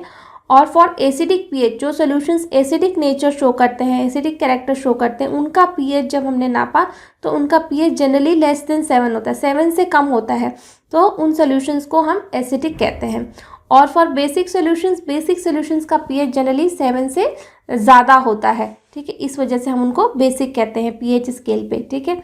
जैसे कि higher the hydronium ion concentration lower is the pH value. Hydrogen ion की कंसंट्रेशन जितनी ज़्यादा होगी पीएच उतना कम होगा, यानी उतना ज़्यादा एसिडिक नेचर शो करेगा सोल्यूशन. वहीं the pH of a neutral solution is 7. Values less than 7 on the pH scale represent an acidic solution. जिसकी पीएच स्केल पे 7 से कम वैल्यू है वो एसिडिक सोल्यूशन है. As the pH value increases from 7 to 14 it represent an increase in OH ion concentration in the solution, that is increase in the strength of the alkali. तो 7 के आगे जैसे जैसे पीएच बढ़ेगा, ठीक है, उतना ज़्यादा वो बेसिक नेचर को बढ़ाएगा, ठीक है, वो उतना ज़्यादा बड़ा बेस होगा, उतना ज़्यादा स्ट्रॉन्ग बेस होगा. तो generally paper impregnated with universal indicator is use for measuring pH. तो वो पेपर जैसे हमने अभी तक जो पढ़ा है वो क्या पढ़ा था, रेड लिटमस और ब्लू लिटमस, लेकिन अब जो है हम यूनिवर्सल इंडिकेटर वाला पेपर यूज़ करते हैं जिसमें कि कलर मार्किंग्स होती है और कलर के बेसिस पे हम पहचान सकते हैं कि किसी सोल्यूशन का पीएच कितना है, ठीक है. जैसे यहाँ पे एक आप स्कीमेटिक डायग्राम देख सकते हो कि जो न्यूट्रल पीएच होता है वो ये है, ठीक है, 7 पीएच को न्यूट्रल है. तो जैसे जैसे बेसिक नेचर जाएगा यानी 7 के ऊपर पीएच बढ़ेगा, ठीक है, 14 तक है, तो बेसिक नेचर इंक्रीज करेगा, और बेसिक नेचर जब इंक्रीज करता है तो सोल्यूशन में OH आयन की कंसंट्रेशन भी बढ़ती है, ठीक है, OH आयन की कंसंट्रेशन बढ़ गई है. और इसके उलट जब किसी सोल्यूशन का पीएच एसिडिक होता है और वो 7 के नीचे जाता है, ठीक है, 7, 6, 5, 4, तो 0 पे वो सबसे ज़्यादा एसिडिक होगा. और उसमें क्या होता है कि OH आयन की कंसंट्रेशन कम होती है और हाइड्रोजन आयन की कंसंट्रेशन बढ़ती है. जैसे जैसे पीएच कम होता जाएगा हाइड्रोजन आयन की कंसंट्रेशन भी बढ़ती जाएगी और वो उतना ही ज़्यादा एसिडिक नेचर को भी बढ़ाएगा, यानी जिसमें जितना ज़्यादा हाइड्रोजन आयन वो उतना ज़्यादा बड़ा एसिड है. अब हम जान लेते हैं यूनिवर्सल इंडिकेटर के बारे में कि ये क्या होता है, ठीक है. Using a litmus paper, phenolphthalein, methyl orange etcetera only the acidic or basic character of a solution can be determined, but the use of these indicator does not give the idea about the strength of the acid और base. जो जैसे अभी तक हमने इससे पहले कुछ indicators के बारे में बात किया, तो इंडिकेटर से हमें केवल इतना पता चलता है कि कोई सॉल्यूशन एसिड है या बेसिक है, कैसा उसका नेचर है। लेकिन कितना बड़ा एसिड है, कितना स्ट्रॉन्ग एसिड है कि वीक एसिड है, स्ट्रॉन्ग बेस है कि वीक बेस है ना। जैसे हमने कहा कि 7 है, 7 से बड़ा कुछ भी 8, 9, 10, 11, 12, 13, 14, इतने सारे पीएच, ये सब बेसिक है। लेकिन कितना बेसिक है, 9 बेसिक है कि 13 वाला बेसिक है, मतलब कितना स्ट्रेंथ है बेस का। वैसे ही एसिड का कितना बड़ा स्ट्रेंथ है, कितना बड़ा एसिड है। तो ये पता करने के लिए हमने एक यूनिवर्सल पीएच स्ट्रिप बनाई है, उससे हमें अंदाज़ा लग जाएगा कि कितना ज़्यादा एसिडिक नेचर है। ठीक है, so to get the strength as well as acidic and basic nature of a given solution, universal indicator is use. ठीक है, so universal indicator shows different colours over the range of pH values from 1 to 14 for a given solution. तो universal indicator का जो pH strip है, उसमें उसके मदद से उसमें एक स्केल दी रहती है, जिसमें कि हम देख के बता सकते हैं कि जो है कितना पीएच है सॉल्यूशन का। ठीक है, जैसे कि यूनिवर्सल इंडिकेटर जो पीएच स्ट्रिप बनी है वो कैसे बनी है। Universal indicator is the combination of many indicators, बहुत सारे इंडिकेटर्स को मिला करके एक फाइनल एक फॉर्मूलेशन बनाया गया। ठीक है, जिसका कि नाम यूनिवर्सल इंडिकेटर दिया गया। जैसे कि उसमें वाटर है, प्रोपेनॉल है, फिनोप्थलीन है, सोडियम सॉल्ट है, सोडियम हाइड्रोक्साइड है, मिथाइल रेड है, bromothymol blue monosodium salts and thymol blue monosodium salts हैं। ठीक है, इन सारी चीज़ों को मिला के एक यूनिवर्सल इंडिकेटर बनाया गया। ठीक है, और the colour matching chart is supplied with the universal indicator which shows the different colours for different pH values. तो इसके साथ, जैसे कि आप देख सकते हो, ये एक पीएच स्ट्रिप आती है, उसके साथ एक कलर मैचिंग चार्ट भी दिया रहता है इस तरीके का। ठीक है, जैसे कि अगर किसी सब्सटेंस का आपने उसकी स्ट्रिप को टच कराया और उस स्ट्रिप का ये वाला कलर दे रहा है, ये वाला कलर शो हो रहा है, ये वाला कलर का मतलब है इसका पीएच 0 है, और इससे हम पता कर सकते हैं। ठीक है, अगर किसी सोल्यूशन में हमने लगाया और कलर ये आया, ठीक है, तो हम कह देंगे कि उसका पीएच ऑलमोस्ट 5 है। ठीक है, अगर किसी सोल्यूशन को हमने टच कराया और ये आया, तो हम कहेंगे कि इसका पीएच 13 है। तो ये यूनिवर्सल इंडिकेटर के साथ में एक कलर मैचिंग चार्ट भी आता है। ठीक है, अब यहाँ पे देखिए, यहाँ पे दिखा है इस तरह का ब्लू कलर शो हो रहा है, सोडियम हाइड्रोक्साइड सोल्यूशन अबाउट 14। तो NaOH का जो पीएच होता है वो अबाउट 14 होता है। मिल्क ऑफ मैग्नीशिया हम लेते हैं जब हमको बहुत ज़्यादा एसिडिटी हो जाती है, तो हम मिल्क ऑफ मैग्नीशिया लेते हैं ना। इसको अगर केमिकली लिखा जाए तो MgOH है, ये MgOH2 मैग्नीशियम हाइड्रोक्साइड होता है, और इसका भी पीएच अराउंड 10 है। प्योर वाटर का पीएच अराउंड 7 के होता है। ब्लड का पीएच क्या है, 7.4। ठीक है, तो 7.4 ब्लड का भी पीएच अगर हम करेंगे तो वो ये कलर शो करेगा। Lemon juice about 2.2, lemon juice का कलर इस तरह का आएगा। अगर लेमन जूस का हम पीएच लेना चाहें तो वो इस कलर का कलर शो करेगा। गैस्ट्रिक जूस मतलब जो HCl जूस होता है, उसी को हम गैस्ट्रिक जूस कहते हैं। वो हमारी बॉडी में सिक्रीट होता है at the time of food digestion, तो उसका पीएच भी अराउंड 1.2 है। ठीक है, हमारे गट में रिलीज़ होता है ये, और जिससे कि खाने के छोटे छोटे टुकड़े हो जाते हैं। अब हम एक बहुत ही इंटरेस्टिंग फैक्ट देखेंगे, वो है acids in other planets. The atmosphere of Venus जो है ग्रह है, प्लैनेट है, is made up of thick white and yellowish clouds of sulphuric acid. Sulphuric acid के बादल हैं वीनस में। Do you think life can exist on this planet? क्या आप सोचते हैं कि उस प्लैनेट पे लाइफ एग्जिस्ट करता होगा?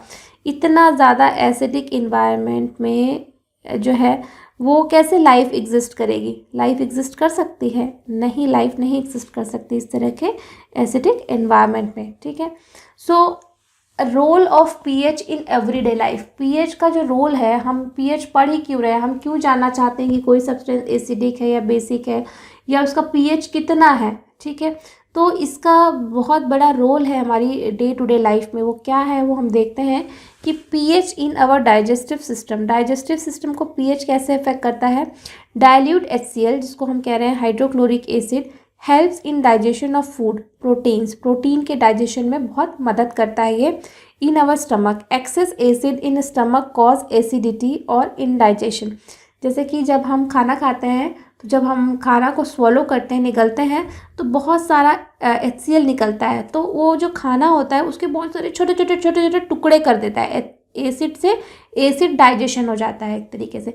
लेकिन कई बार ये एसिड बहुत ज़्यादा अमाउंट में रिलीज़ हो जाता है हमारे गट में और हम कहते हैं कि हमको एसिडिटी हो गई है, ठीक है। तो उससे भी खाना नहीं पच पाता है, ठीक है। सो एंटा एसिड्स, जैसे कि एंटा एसिड मतलब एसिड के अपोजिट में काम करने वाला। Antacid like magnesium hydroxide MgOH2 also known as milk of magnesia and sodium hydrogen carbonate या baking powder. Sodium hydrogen carbonate क्या होता है? NaHCO3, सोडियम हाइड्रोजन कार्बोनेट, ठीक है। Are use to neutralise excess acid. जो आप इनो पीते हो ना, उसमें यही रहता है, सोडियम हाइड्रोजन कार्बोनेट इनो में यही रहता है। तो ये क्या है, जब हम इस तरह की चीज़ों को लेते हैं बॉडी में तो एसिड को ये न्यूट्रल कर देता है। हमने अभी न्यूट्रलाइजेशन रिएक्शन पढ़ा ना कि जैसे कि HCl है, HCl और MgOH ये पढ़ा। तो हमने इसके लिए क्या पढ़ा कि ये क्या बनाएगा? सॉल्ट और वाटर, ठीक है। तो ये बना गया MgCl2 प्लस वाटर, सॉल्ट बन जाएगा इसका और ये वाटर बन जाएगा। तो इस तरीके से ये न्यूट्रलाइज कर देगा। और टूथ डिके, जैसे बहुत सारे बच्चों के दांतों में कीड़ा लग जाते हैं। तो ये कीड़े लगते कैसे हैं कि हम ऐसा क्या खाते हैं कि हमारे बॉडी में जो दांत है उसमें कीड़े लगने शुरू हो जाते हैं। So the bacteria present in our mouth converts the sugar into acid. जो हमारी बॉडी में बैक्टीरिया रहता है, ऑलरेडी हमारे दांतों में बैक्टीरिया तो हर जगह रहता है, ठीक है। लेकिन जब वो बैक्टीरिया हम शुगरी सब्सटेंस खाते हैं तो शुगर मॉलिक्यूल, ग्लूकोज मॉलिक्यूल को जो है वो एसिड में कन्वर्ट कर देता है। बेसिकली जो है लैक्टिक एसिड में कन्वर्ट कर देता है, ठीक है। लैक्टिक एसिड में वो बैक्टीरिया जो है ग्लूकोज के डाइजेशन को करता है और लैक्टिक एसिड में कन्वर्ट करता है। और ये एसिड क्या करता है, हमारे माउथ में जो pH है उसको लोअर कर देता है, नीचे कर देता है। एसिडिक इन्वायरमेंट क्रिएट हो जाता है इस एसिड के प्रोडक्शन की वजह से, ठीक है। So when the pH of acid form in the mouth falls below 5.5 tooth decaying start. तो बहुत सारा जब लैक्टिक एसिड बन जाएगा तो हमारे माउथ का pH भी कम हो जाएगा और टूथ, दांतों का सड़ना शुरू हो जाएगा। इसीलिए हम कहते हैं कि मीठी चीज़ें नहीं खाइए, क्योंकि मीठी चीज़ें नहीं खाएंगे तो लैक्टिक एसिड नहीं बनेगा। लैक्टिक एसिड नहीं बनेगा तो pH नहीं नीचे कम होगा और pH नीचे नहीं होगा तो हमारा दांत नहीं सड़ेगा। The excess acid has to be removed by cleaning the teeth with a good quality toothpaste। तो हम टूथपेस्ट करते हैं कि ये जो एक्सेस में लैक्टिक एसिड बन गया, एसिड बन गया है, उसको टूथपेस्ट से न्यूट्रलाइज कर लिया जाए, ठीक है। इस वजह से टूथपेस्ट का भी pH जो होता है वो बेसिक होता है, pH जो होता है उसका कम होता है, ठीक है, ज़्यादा होता है मतलब। Because these kind of toothpaste are alkaline in nature. जो हमारे टूथपेस्ट होते हैं उनका नेचर बेसिक होता है, इस वजह से वो टूथ डिके को रोक पाते हैं, ठीक है। अब हम एक और इम्पॉर्टेंट एस्पेक्ट पढ़ेंगे pH का, soil of pH and plant growth, ठीक है। तो जो pH है वो सॉइल का कितना होता है और pH, जैसे आपने कई बार सुना होगा कि सॉइल टेस्टिंग करनी है, सॉइल हेल्थ कार्ड के बारे में सुना होगा, ठीक है। So most of the plants have a healthy growth when the soil has a specific pH close to 7। अगर बहुत ज़्यादा एसिडिक pH हो जाएगा किसी सॉइल का तो जो मिनरल्स होंगे सॉइल में वो प्लांट के लिए अवेलेबल नहीं हो पाएंगे और प्लांट उतने अच्छे से ग्रो नहीं कर पाएगा। तो एक ऑप्टिमम ग्रोथ के लिए प्लांट को भी एक न्यूट्रल pH चाहिए, बहुत बेसिक pH भी नहीं चाहिए, बहुत एसिडिक pH भी नहीं चाहिए, ठीक है। Which should neither be alkaline nor highly acidic. तो ये इस तरह का जो खाद है, जो भी हम उसके अंदर ऑर्गेनिक या इनऑर्गेनिक फर्टिलाइज़र प्रोवाइड कर रहे हैं, तो इन सब बातों का हमको ध्यान रखना होगा कि प्लांट के लिए किस तरह का pH। कहीं हम इस तरह के फर्टिलाइज़र तो नहीं डाल रहे हैं जिससे कि सॉइल का pH ही बदल जाए, तो उस कंडीशन में भी प्लांट्स अच्छे से ग्रो नहीं करेंगे, ठीक है। अब हम देखते हैं कुछ जो एसिड्स हैं, ठीक है, और उनके सोर्स। जैसे कि विनेगर है, वो हमको नेचुरल सोर्स जो है विनेगर का वो है एसिटिक एसिड, ठीक है। ऑरेंज में जो है हमें कौन सा एसिड मिलता है? Citric acid. टैमरिन, टैमरिन मतलब इमली, इमली में हमें कौन सा एसिड मिलता है? वो है टार्ट्रिक एसिड। टोमेटो में ऑक्सैलिक एसिड। सॉर मिल्क या दही में हमको लैक्टिक एसिड मिलता है। लेमन में सिट्रिक एसिड। एंट स्टिंग, जो हमें चींटी काट लेती है वो मिथेनोइक एसिड और नीटल स्प्रिंग में भी मिथेनोइक एसिड में हमको मिलता है। तो ये सारी चीज़ें इंपॉर्टेंट है, ये कई बार एग्जाम में पूछी भी गई हैं, ठीक है। अब हम बढ़ते हैं सॉल्ट्स की तरफ। अब हम बढ़ते हैं सॉल्ट्स की तरफ। सॉल्ट्स क्या होते हैं, जैसे अभी हम बहुत बार पढ़ रहे हैं कि एसिड और बेस के न्यूट्रलाइजेशन रिएक्शन में भी पढ़े कि acid plus base to give a salt plus water, ये हमने अभी पढ़ा ना। तो कि एसिड और बेस मिलकर के सॉल्ट और वाटर का फॉर्मेशन कर रहे हैं, न्यूट्रलाइजेशन रिएक्शन दे रहे हैं, ठीक है। तो आगे हम जो है देखते हैं कि कैसे ये सारी चीज़ें होती हैं कि salts are ionic compounds which are produced after the neutralization reaction between acid and base, ठीक है। सॉल्ट्स आर इलेक्ट्रिकली न्यूट्रल होते हैं, मतलब उनके पास कोई खुद का कोई चार्ज नहीं होता है, जैसे कि HCl, ठीक है, ये इस पे एक पॉजिटिव, इस पे नेगेटिव चार्ज है, प्लस NaOH, ठीक है, NaOH, तो इसके ऊपर एक पॉजिटिव और इसके ऊपर नेगेटिव चार्ज। तो जब हमारा बनता है सॉल्ट NaCl, ठीक है, प्लस वाटर, तो ये इसके ऊपर कोई चार्ज नहीं है, इलेक्ट्रिकली न्यूट्रल होते हैं। There are number of salts but sodium chloride is the most common among them. तो बहुत सारे सॉल्ट्स हो सकते हैं, लेकिन सोडियम क्लोराइड सबसे कॉमन सॉल्ट है, जिसको हम क्या कहते हैं, NaCl, sodium chloride. Sodium chloride is also known as table salt इसलिए कहते हैं क्योंकि हम इसको खाने में यूज़ करते हैं, और कॉमन सॉल्ट भी कहते हैं। Sodium chloride is use to enhance the taste of food का स्वाद बढ़ाने के लिए यूज़ होता है। और सॉल्ट के और क्या क्या कैरेक्टरिस्टिक्स हो सकते हैं, जैसे कि most of the salts are crystalline solid, ज़्यादातर सॉल्ट्स होते हैं क्रिस्टलाइन सॉलिड होते हैं, मतलब क्रिस्टल्स का फॉर्मेशन करते हैं, अलग अलग शेप के क्रिस्टल्स बनाते हैं, कोई डायमंड शेप बनाता है, कोई किसी तरह का शेप बनाता है, ठीक है, तो अलग अलग क्रिस्टलाइन होते हैं। तो सॉल्ट्स में भी ट्रांसपेरेंट और ओपेक, ज़्यादातर सॉल्ट ट्रांसपेरेंट या ओपेक, मतलब आर पार देख सकते हो अगर वो साफ़ हो, ओपेक होते हैं, मतलब उनके आर पार से कुछ दिखाई नहीं देता है। So most of the salts are soluble in water, ज़्यादातर सॉल्ट पानी में घुल सकते हैं। Solution of salts conduct electricity in their molten state also. तो जो सोल्यूशन है सॉल्ट्स के, वो मॉल्टन स्टेट में, जैसे NaCl एज सच नहीं कंडक्ट करेगा इलेक्ट्रिसिटी, ठीक है, लेकिन अगर हम इसको पानी में घोल दें तो ये इलेक्ट्रिसिटी को कंडक्ट करेगा। लेकिन NaCl को ही अगर हम पिघला दें, सॉलिड से लिक्विड में बना दें, तब ये इलेक्ट्रिसिटी को कंडक्ट करेगा, ठीक है। सॉल्ट्स में भी salty, sour, sweet, bitter and umami, savoury flavour, इनके बहुत सारे फ्लेवर हो सकते हैं। न्यूट्रल सॉल्ट्स आर ऑर्डरलेस, जो न्यूट्रल सॉल्ट्स होते हैं, ठीक है, जिसका कोई pH जो है 7 के अराउंड होता है, वो ऑर्डरलेस होते हैं, उनमें कोई सुगंध नहीं होती। जैसे NaCl के आप सूंघ के देखिएगा, जो नमक है आपके घर में, उसकी खुद की कोई स्मेल नहीं है, ठीक है। लेकिन जो काला नमक है, ब्लैक सॉल्ट, ठीक है, ब्लैक सॉल्ट का आपके पास एक स्मेल है, उसके पास खुद की एक स्मेल है, ठीक है।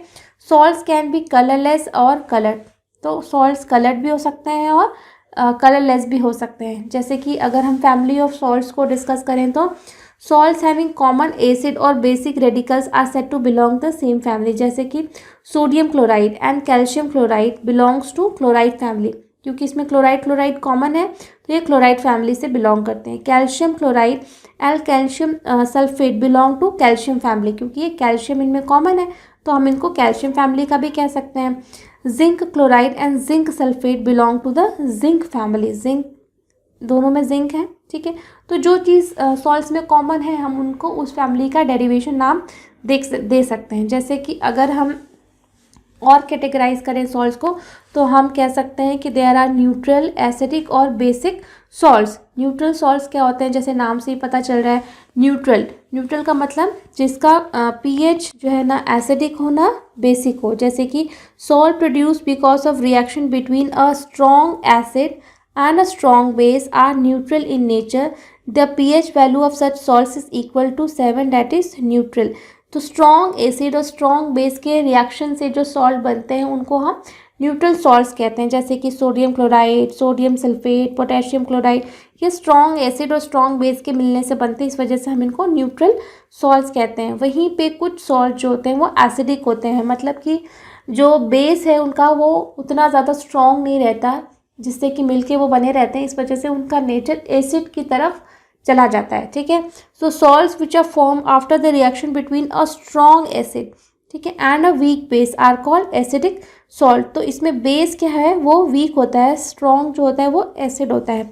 So the pH values of acidic salt is lower than 7 से नीचे रहता है, इस वजह से इनका नाम एसिडिक सॉल्ट है। जैसे कि ammonium sulphate, ammonium chloride etcetera. Ammonium chloride is formed after the reaction between hydrochloric a strong acid and ammonium hydroxide a weak base के मिलने से ये एसिडिक सॉल्ट्स बनते हैं। वहीं हम अगर बेसिक सॉल्ट्स के बारे में देखें कि बेसिक सॉल्ट्स का फॉर्मेशन कैसे होता है, तो basic salts are which are form after the reaction between a weak acid and a strong base. जब कोई वीक एसिड और स्ट्रॉन्ग बेस आपस में रिएक्ट करता है तो जो सॉल्ट बनता है, क्योंकि ये स्ट्रॉन्ग बेस की वजह से बना है, ठीक है, तो जो बेसिक प्रॉपर्टी है वो रिटेन रह जाती है इस सॉल्ट में, और उस सॉल्ट को हम कहते हैं बेसिक सॉल्ट्स। ठीक है, जैसे कि अभी आप देख सकते हो सोडियम कार्बोनेट, ठीक है, सोडियम एसीटेट, ये सारे एग्जाम्पल हैं बेसिक सॉल्ट्स के। सोडियम कार्बोनेट कैसे बनता है, सोडियम carbonate is form after the reaction between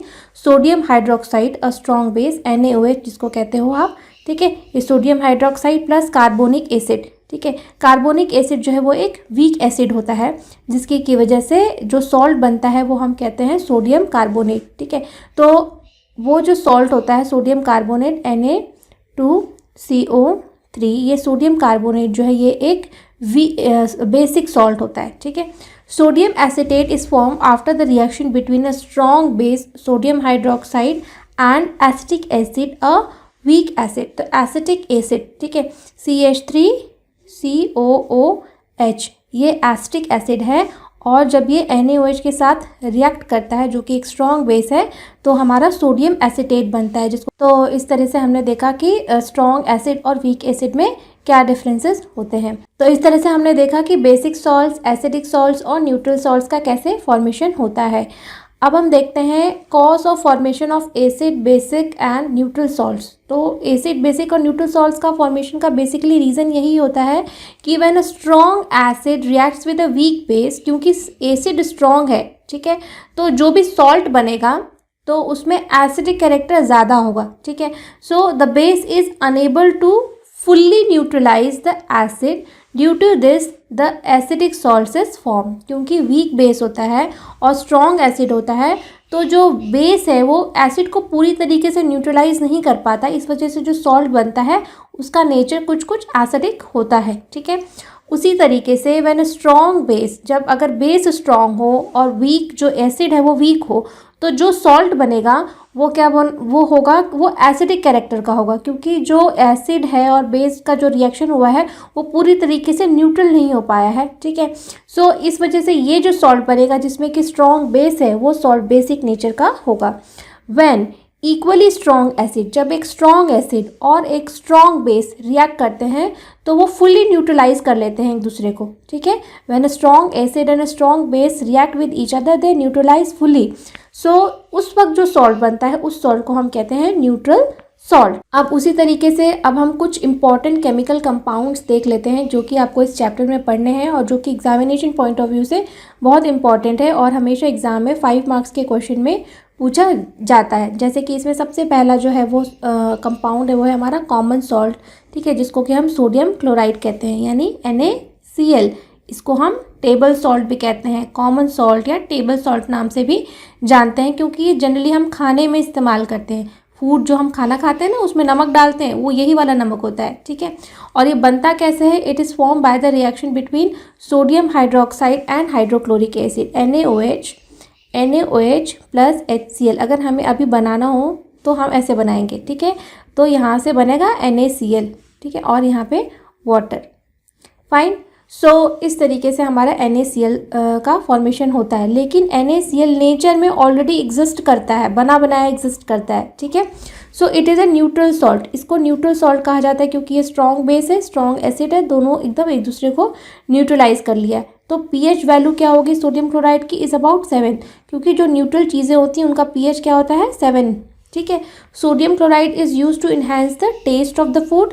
sodium chloride is use in the manufacturing of many chemicals. तो खाना खाने में डालने के काम तो आता है, लेकिन बहुत सारे केमिकल कंपाउंड्स का ये प्रिकर्सर मॉलिक्यूल है। मतलब बहुत सारे केमिकल कंपाउंड्स के सिंथेसिस में इसका बहुत ही इम्पॉर्टेंट रोल है और हम इसको यूज़ करते हैं। ठीक है, अब सोडियम हाइड्रोक्साइड भी एक कंपाउंड है। ठीक है, वो कैसे बनता है, क्या होता है कि NaCl, जैसे मैंने कहा आपको कि NaCl नेचर में ऑलरेडी बहुत अमाउंट में एग्जिस्ट करता है। जैसे समंदर के पानी से हम लोग NaCl निकालते हैं ना, खारा पानी होता है, ऑलरेडी नेचर में NaCl ऐसे ही एग्जिस्ट करता है। तो अब हमें लेकिन चाहिए NaOH। NaOH जो है नेचर में एज सच एग्जिस्ट नहीं करता है। ठीक है, हम इसको बनाते हैं। ठीक है, जैसे कि sodium hydroxide is a strong base, ये एक स्ट्रॉन्ग बेस है। It is also known as caustic soda. ये आपको नाम याद रखने हैं। ठीक है, जो सिनोनिम्स हैं, जो और नाम होते हैं एक ही कंपाउंड के, कुछ कॉमन नेम्स होते हैं, कुछ साइंटिफिक नेम्स होते हैं, तो सारे नाम आपको पता होने चाहिए कि सोडियम हाइड्रोक्साइड को ही कास्टिक सोडा कहते हैं। ठीक है, it is obtain by the electrolytic decomposition. अब यहाँ पे वर्ड आ गया है इलेक्ट्रोलिटिक डिकम्पोजिशन। इलेक्ट्रोलिटिक डिकम्पोजिशन मतलब जैसे हम किसी चीज़ का सॉल्यूशन ले लेंगे, ठीक है, और उसमें हम इलेक्ट्रोड लगा के इलेक्ट्रिसिटी को पास करेंगे, तो उसमें एक एनोड होगा एक पोर्शन और एक पोर्शन कैथोड होगा। ठीक है, और एनोड पे कुछ अलग चीज़ बनेगी, कैथोड पे कुछ अलग चीज़ बनेगी।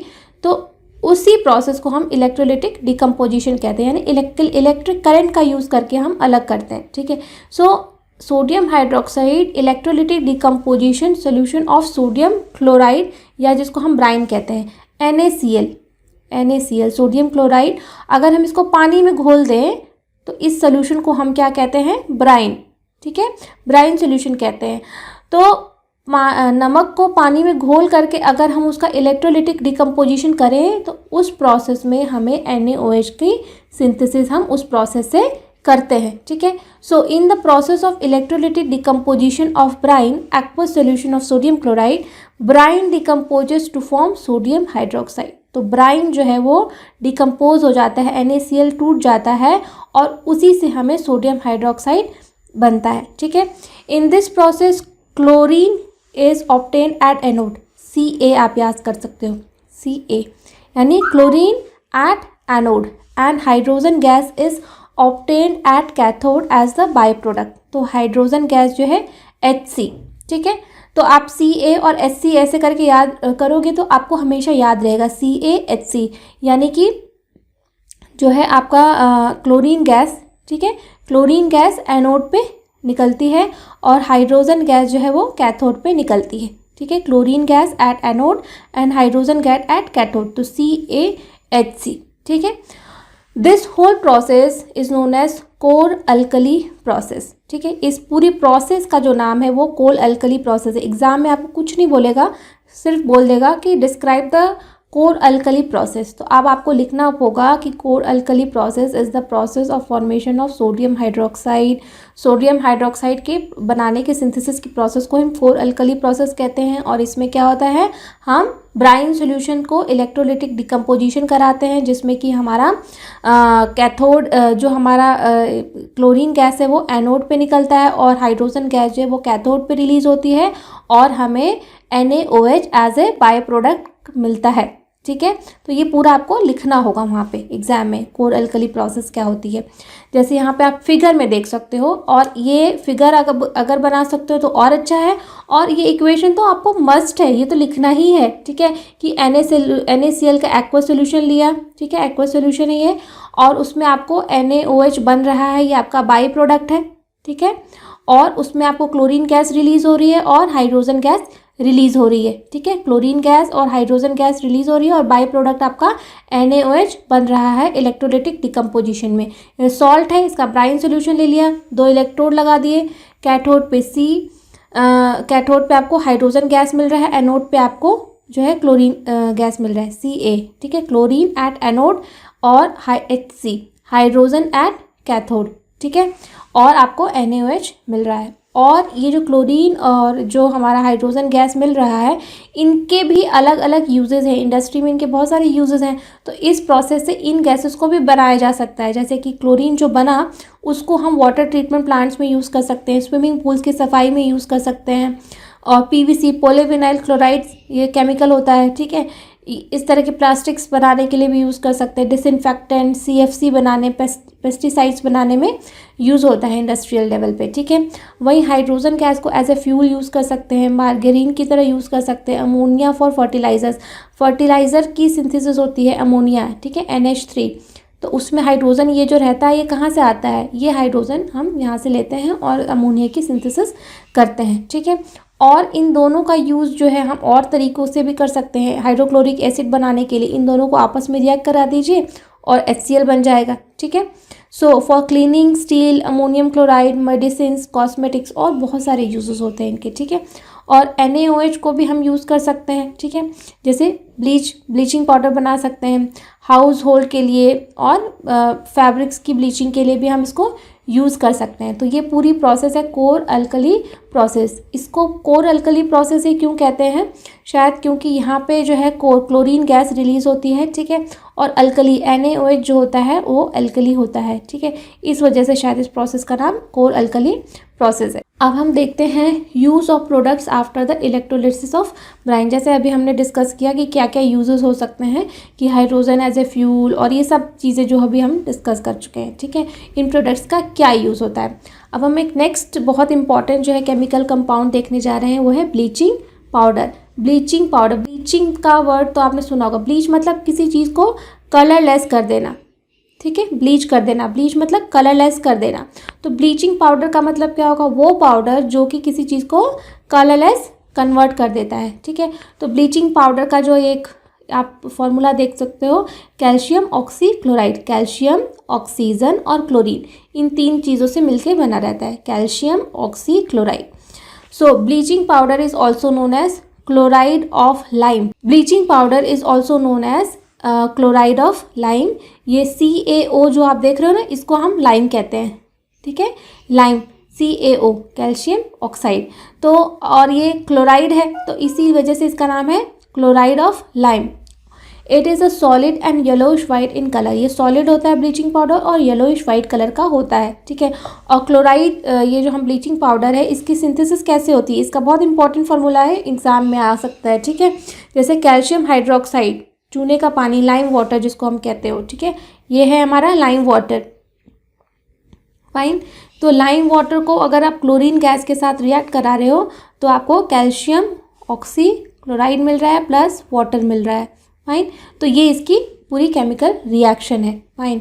तो इस तरीके से आप ब्लीचिंग पाउडर का फॉर्मेशन देखा। अब ब्लीचिंग पाउडर को हम आइडेंटिफाई और क्या प्रॉपर्टीज़ हो सकती हैं, जैसे कि bleaching powder can be easily identified by the strong smell of chlorine, ठीक है। क्लोरीन की स्ट्रॉन्ग स्मेल से भी हम इसको आइडेंटिफाई कर सकते हैं। So when calcium hydroxide, slaked lime जिसको हम कह रहे हैं, कैल्शियम CaOH, ठीक है, स्लेग लाइम जिसको कह रहे हैं CaOH2 को, when calcium hydroxide slag lime reacts with chlorine it gives calcium oxychloride, या जिसको हम ब्लीचिंग पाउडर कह रहे हैं, ठीक है। तो ये बहुत ही इंपॉर्टेंट है, CaOCl2, ठीक है, calcium oxychloride and water is form, और इस रिएक्शन में वाटर का फॉर्मेशन होता है। जैसे आप ये रिएक्शन देख रहे हो ना, calcium hydroxide react with chlorine to give us calcium oxychloride and water. तो ये ब्लीचिंग पाउडर के फॉर्मेशन की रिएक्शन है, ठीक है। Slaked lime reacts with chlorine gas. So अब जो है इसकी और प्रॉपर्टीज़ क्या हो सकती हैं, जैसे कि aqua solution of bleaching powder is basic in nature. तो इसका जो pH होता है इट इज़ मोर देन 7, ठीक है, pH जो है 7 से ज़्यादा होता है, इसी वजह से हम कह रहे हैं कि ये बेसिक इन नेचर है। The term bleach means removal of colour. जो ब्लीच होता है उसका मतलब ही होता है रिमूवल ऑफ कलर, कलर को हटा देने का काम करने वाला। तो bleaching powder is often use as bleaching agent. Bleaching agent मतलब इसका यूज़ ही यही होता है कि ये चीज़ों को कलरलेस, बिल्कुल वाइट कलर का करने के लिए यूज़ होता है, ठीक है। सो इसके पीछे का प्रिंसिपल है it works because of oxidation. ये चीज़ों को ऑक्सीडाइज कर देता है और ऑक्सीडेशन की वजह से ही उनका कलर रिमूव हो जाता है, ठीक है। और ऑक्सीडेशन की प्रोसेस करता कौन है, chlorine in the bleaching powder is responsible for bleaching effect. तो ये ब्लीचिंग पाउडर ब्लीचिंग इफेक्ट देता है, कलर को रिमूव करता है ऑक्सीडेशन की वजह से।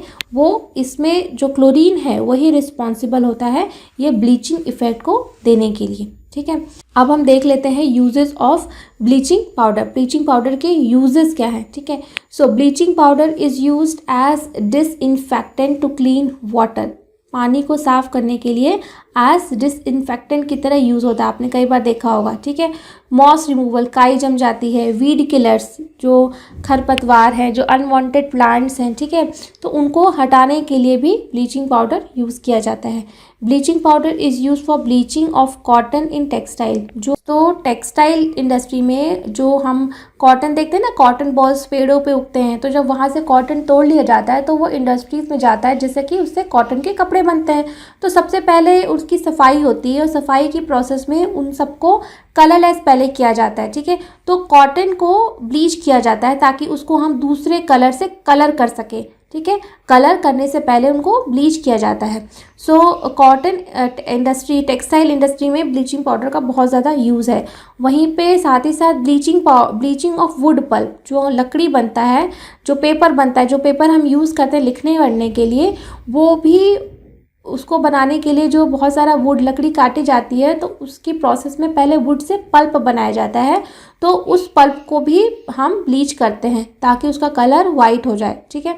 सो textile industry and wood pulp industry या पेपर इंडस्ट्री में कह सकते हो आप, बहुत ज़्यादा यूज़ है textile industry and paper industry.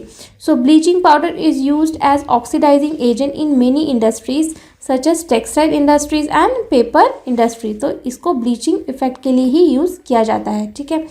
अब हम एक और कंपाउंड देख लेते हैं जिसका कि नाम है बेकिंग सोडा। बेकिंग का मतलब ही होता है बेक करना, केक बनाना, है ना। तो बेकिंग सोडा का बेसिकली फॉर्मूला होता है NaHCO3, या हम इसको कह सकते हैं सोडियम हाइड्रोजन कार्बोनेट, ठीक है। Baking soda is another important product which can be obtain using by products of chlor alkali process. Chlor alkali process के बाई प्रोडक्ट्स को यूज़ करते हुए हम इसको बना सकते हैं, ठीक है। So the chemical name of baking soda is sodium hydrogen carbonate, sodium hydrogen carbonate और sodium bicarbonate. Sodium hydrogen carbonate को ही हम सोडियम बाइकार्बोनेट कहते हैं। अगर यहाँ पे ये H नहीं होता तो हम इसको सोडियम कार्बोनेट कहते हैं, लेकिन यहाँ H है, इस वजह से अगर हम इसको कहेंगे सोडियम H है, इस वजह से बाइकार्बोनेट कहेंगे। So bread soda, cooking soda, bicarbonate of soda, sodium bicarb, carb of soda और सिंपली बाइकार्ब, ये सारे बहुत सारे इसके नाम हैं दूसरे, ठीक है। और नामों से इसको लोग जानते हैं, कुछ कॉमन नेम्स हैं, ठीक है। अब बेकिंग सोडा को बनाते कैसे हैं, इसकी प्रोसीजर हम देख लेते हैं कि baking soda is obtain by the reaction of brine with carbon dioxide and ammonia. This is known as Solvay process. तो इस प्रोसेस को हम सॉल्वे प्रोसेस कहते हैं, ठीक है। ब्राइन मतलब NaCl और कार्बन डाइऑक्साइड और एमोनिया, ठीक है, NH3। तो यहाँ पे ये जो प्रोडक्ट्स हैं ये तो है, लेकिन इनका सप्लायर कोई और कंपाउंड भी हो सकता है, ठीक है। इसको हम अभी डिटेल में देखते हैं कि एक है आपके पास प्रोसेस है कोर अल्कली प्रोसेस, ठीक है, जिसमें कि हम NaOH की सिंथेसिस करते हैं, ठीक है। दूसरा प्रोसेस है सॉल्वे प्रोसेस, जिसमें कि बेकिंग सोडा या सोडियम हाइड्रोजन कार्बोनेट की सिंथेसिस करते हैं। तो ये दोनों ही प्रोसेस आपको बिल्कुल याद होनी चाहिए, ठीक है। So in this process calcium carbonate is used at the source of CO2। जो ये CO2 का सोर्स है, एज सच CO2 हम कहाँ से लाएंगे, तो इस CO2 को सप्लाई करने के लिए हम जो है कैल्शियम कार्बोनेट को यूज़ करते हैं, और कैल्शियम कार्बोनेट ही हमें CO2 की सप्लाई देता है इस रिएक्शन में, ठीक है। So and the resultant calcium oxide is use to recover ammonia from ammonium chloride. तो जो ये कैल्शियम जो हम CO2 यूज़ करते हैं, तो इससे हमारा जो है कैल्शियम ऑक्साइड बनता है एज ए बाई प्रोडक्ट। तो वो प्रोडक्ट जो है वापस से जो है अमोनिया की रिकवरी के लिए यूज़ होता है। कैसे होता है ये हम अभी देखते हैं। जैसे कि आप यहाँ पे एक रिएक्शन देख सकते हो कि सबसे पहले बेसिक रिएक्शन क्या होती है इस सॉल्वे प्रोसेस में, कि हमने ब्राइन ले लिया, NaCl वाटर में वो डिज़ोल्व है, और CO2 लिया, ठीक है, और NH3 अमोनिया, ठीक है। तो ये लिया और ये चारों चीज़ें मिल करके हमें क्या बनाया, अमोनियम क्लोराइड, ठीक है। अमोनियम क्लोराइड बना और साथ ही साथ हमारा सोडियम हाइड्रोजन कार्बोनेट। तो ये पूरी प्रोसेस जो रिएक्शन है ये सॉल्वे प्रोसेस की रिएक्शन है कि brine reacts with carbon dioxide ammonia to give us ammonium chloride and sodium hydrogen carbonate, ठीक है। लेकिन अगर हम अब इसको गर्म करें, जो हमारा सोडियम हाइड्रोजन कार्बोनेट बना है, अगर हम इसको हीट करें तो क्या होता है कि ये जो हाइड्रोजन है यहाँ से ये निकल जाता है, ठीक है। तो उससे क्या बन जाता है, सोडियम कार्बोनेट बन जाता है और वाटर बनता है और CO2 निकलती है, ठीक है। तो ये जो CO2 निकलती है, ठीक है, इसी की वजह से जो है हमारा जो बेकिंग इफ़ेक्ट आता है, जो जब हम इसको केक या पेस्ट्री या किसी इस तरह की चीज़ों में यूज़ करते हैं बेकिंग पाउडर को, बेकिंग सोडा को, तो वो एक फ्लपी इफ़ेक्ट जो देता है वो इस CO2 के रिलीज़ की वजह से ही आता है, ठीक है। सो अब हम कुछ प्रॉपर्टीज़ देख लेते हैं सोडियम बाइकार्बोनेट की। Sodium bicarbonate is white crystalline solid, ये वाइट क्रिस्टलाइन सॉलिड होता है, but it appears as fine powder. Crystalline होता है, क्रिस्टल्स होते हैं छोटे छोटे इसके, लेकिन ये पाउडर की तरह, ऊपर से लुक पाउडर की तरह देता है। Sodium hydrogen carbonate is amphoteric in nature. Amphoteric मतलब वाटर लविंग, ठीक है। एम्फोटेरिक पानी बहुत जल्दी सोख लेता है, ठीक है। So sodium hydrogen carbonate is sparingly soluble in water, मतलब पानी में बहुत इजीली डिसॉल्व नहीं होता है, ठीक है। सो अब हम कुछ और देखते हैं, जैसे कि when baking soda is heated it decomposes into sodium carbonate, carbon dioxide and water. तो जब हम बेकिंग पाउडर को हीट करते हैं, कार्बोनेट कार्बन डाइऑक्साइड और वाटर में कन्वर्ट हो जाता है, ठीक है। सोडियम carbonate form after thermal decomposition of sodium hydrogen carbonate decomposes into sodium oxide and carbon dioxide on further heating. अगर हम इस सोडियम कार्बोनेट को फिर से हीट करते ही जाएं, जैसे हमने हाइड्रोजन कार्बोनेट को हीट किया तो ये बाइकार्बोनेट में चेंज हो गया, लेकिन हम इसको दोबारा से हीट और करें तो ये सोडियम ऑक्साइड और जो है CO2 में चेंज हो जाएगा, ठीक है। So this reaction is known as dehydration reaction. तो डिहाइड्रेशन रिएक्शन भी इसको हम कहते हैं, ठीक है। सो अब हम देख लेते हैं कुछ uses of baking soda. Baking soda is used in making of baking powder. Baking soda को हम बेकिंग पाउडर बनाने के लिए यूज़ करते हैं। अब बेकिंग सोडा और बेकिंग पाउडर में क्या डिफरेंस है ये हम अभी देखेंगे, ठीक है। So which is used in cooking as it produces carbon dioxide which makes the batter spongy and soft, ठीक है। तो कार्बन डाइऑक्साइड के प्रोडक्शन की वजह से ही जो भी चीज़ में हम ये खाने की चीज़ों में डालते हैं, केक, पेस्ट्री या जिसमें भी हमें फ्लपीनेस चाहिए होता है, तो वो फ्लपीनेस आता है due to production of carbon dioxide gas. CO2 gas produce होती है, इसी वजह से ये स्पॉन्जी इफेक्ट आता है इन चीज़ों में, ठीक है।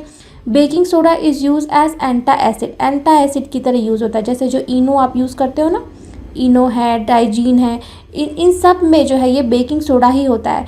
तो जब भी हमें एसिडिटी होती है, तो एसिडिटी मतलब हमारे पेट में बहुत ज़्यादा एसिड का प्रोडक्शन हो जाता है। तो बेकिंग सोडा क्योंकि जो है ये बेसिक इन नेचर होता है, तो अगर हम इसको खाते हैं तो हमारे पेट की जो एसिडिटी है वो न्यूट्रलाइज हो जाती है। जैसे बेस और एसिड जब आपस में रिएक्ट करेंगे तो न्यूट्रलाइज कर देंगे एक दूसरे को, इसी वजह से एंटा एसिड की तरह भी यूज़ होता है। Baking soda is use in toothpaste which makes the teeth white and plague free. तो जैसे मैंने बताया था, टूथ डेके का क्या होता है कि जब हमारे दांतों में बैक्टीरिया तो ऐसे भी रहता है, लेकिन हम जब बहुत सारी मीठी चीज़ें खाती हैं तो वो बैक्टीरिया बहुत तेज़ी से डिवाइड करता है और अपना नंबर बढ़ाता है। जैसे 2-3 बैक्टीरिया तो हमारे टूथ में ऐसे ऑलरेडी ही रहते हैं, उससे कोई दिक्कत नहीं है, लेकिन जब हम शुगरी सब्सटेंस खाते हैं, चीनी वाली चीज़ें खाते हैं, तो वो उनका खाना है शुगर, ग्लूकोज, ठीक है, तो वो और तेज़ी से अपना नंबर बढ़ाने लगते हैं। तो जब ये बैक्टीरिया डिवाइड करते हैं तो खूब सारा एसिड प्रोड्यूस करते हैं। क्या प्रोड्यूस करते हैं? खूब सारा एसिड प्रोड्यूस करते हैं, जिससे कि हमारे मुंह का pH जो है वो एसिड की तरफ चला जाता है, एसिडिक हो जाता है, 5.5 के नीचे pH चला जाता है।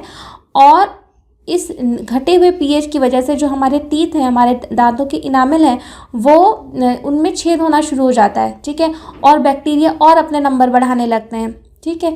तो इससे क्या होता है कि हमारे दांत खराब होने लगते हैं, सड़ने लगते हैं। लेकिन जो टूथपेस्ट होता है उसका pH क्योंकि न्यूट्रल बेसिक होता है, तो वो क्या करता है कि हम जब टूथपेस्ट यूज़ करते हैं तो हमारे मुंह में जो भी एसिड का प्रोडक्शन हुआ होता है वो टूथपेस्ट उसको न्यूट्रलाइज कर देता है, ठीक है, pH को न्यूट्रलाइज कर देता है, जिससे कि एसिड प्रोडक्शन कम हो जाता है और हमारे टीथ जो है ख़राब होने से बचते हैं, ठीक है। तो ये इसका मैकेनिज्म ऑफ एक्शन है। और baking soda is use in cleaning of ornaments made of silver. Silver के जो चांदी के जो चीज़ें बनी रहती हैं उसको क्लीनिंग के लिए भी हम इसको यूज़ करते हैं, ठीक है। So since sodium hydrogen carbonate gives carbon dioxide and sodium oxide on strong heating, thus it is used as fire extinguisher. क्योंकि सोडियम हाइड्रोजन कार्बोनेट, अभी हमने देखा कि जब हम इसको हीट करते हैं तो ये सोडियम कार्बोनेट में चेंज हो जाता है, ठीक है, सोडियम कार्बोनेट में, और ये CO2 गैस रिलीज़ करता है, ठीक है। और अगर हम इस सोडियम कार्बोनेट को फर्दर हीट करें, और ज़्यादा हीट करें, तो फिर से ये sodium oxide plus CO2 gas देता है। यानी कि ये CO2 गैस यहाँ भी प्रोड्यूस हुआ और ये CO2 गैस यहाँ भी प्रोड्यूस हुआ, यानी खूब सारे CO2 की सप्लाई देता है ये सोडियम हाइड्रोजन कार्बोनेट।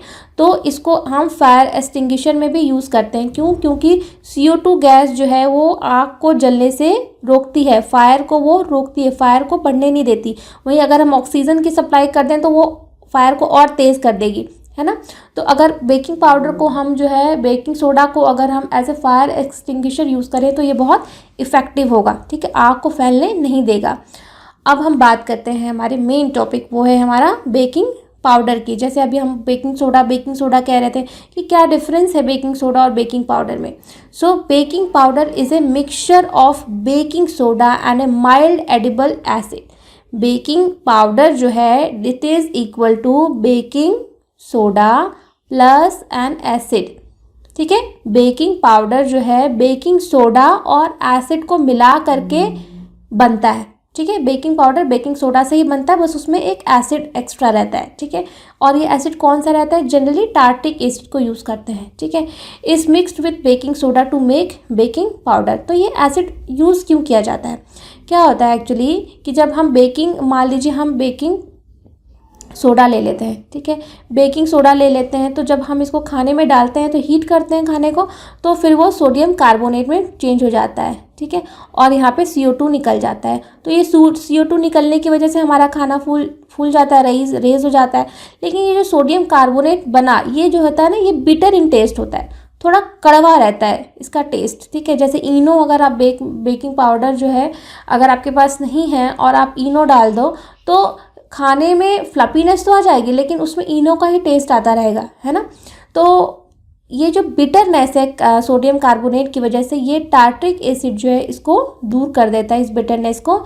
इस वजह से हम सोडियम बेकिंग पाउडर यूज़ करते हैं, ठीक है। When baking powder is heated, sodium hydrogen carbonate decomposed to give CO2 and sodium carbonate. CO2 causes bread and cake fluffy. Tartic acid helps to remove bitter taste due to formation of sodium carbonate.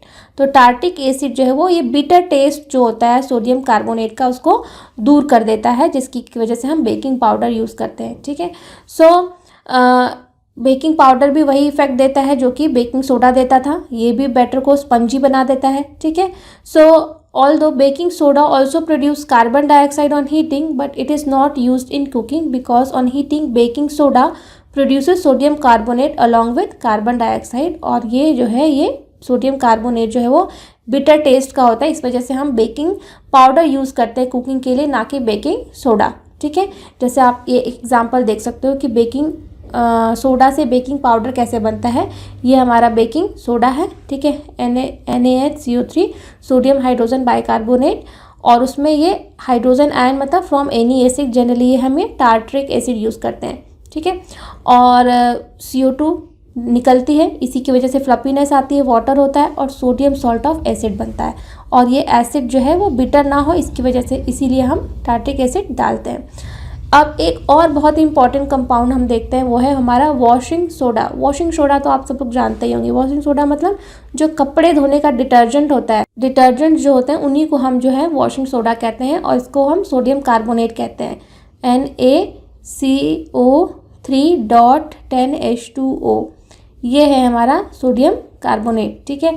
So preparation method क्या होता है इसका? Sodium carbonate is manufactured by the thermal decomposition of sodium hydrogen carbonate obtain bye Solvay process. तो Solvay process में thermal decomposition जो हमारा sodium hydrogen carbonate हमको मिलता है NaHCO3, अभी हमने जो देखा बेकिंग पाउडर वाला, बेकिंग सोडा वाला, ये वही है बेकिंग सोडा, ठीक है। इसको जब हम हीट करते हैं, इसका थर्मल डिकम्पोजिशन करते हैं, तो हमें सोडियम कार्बोनेट मिलता है।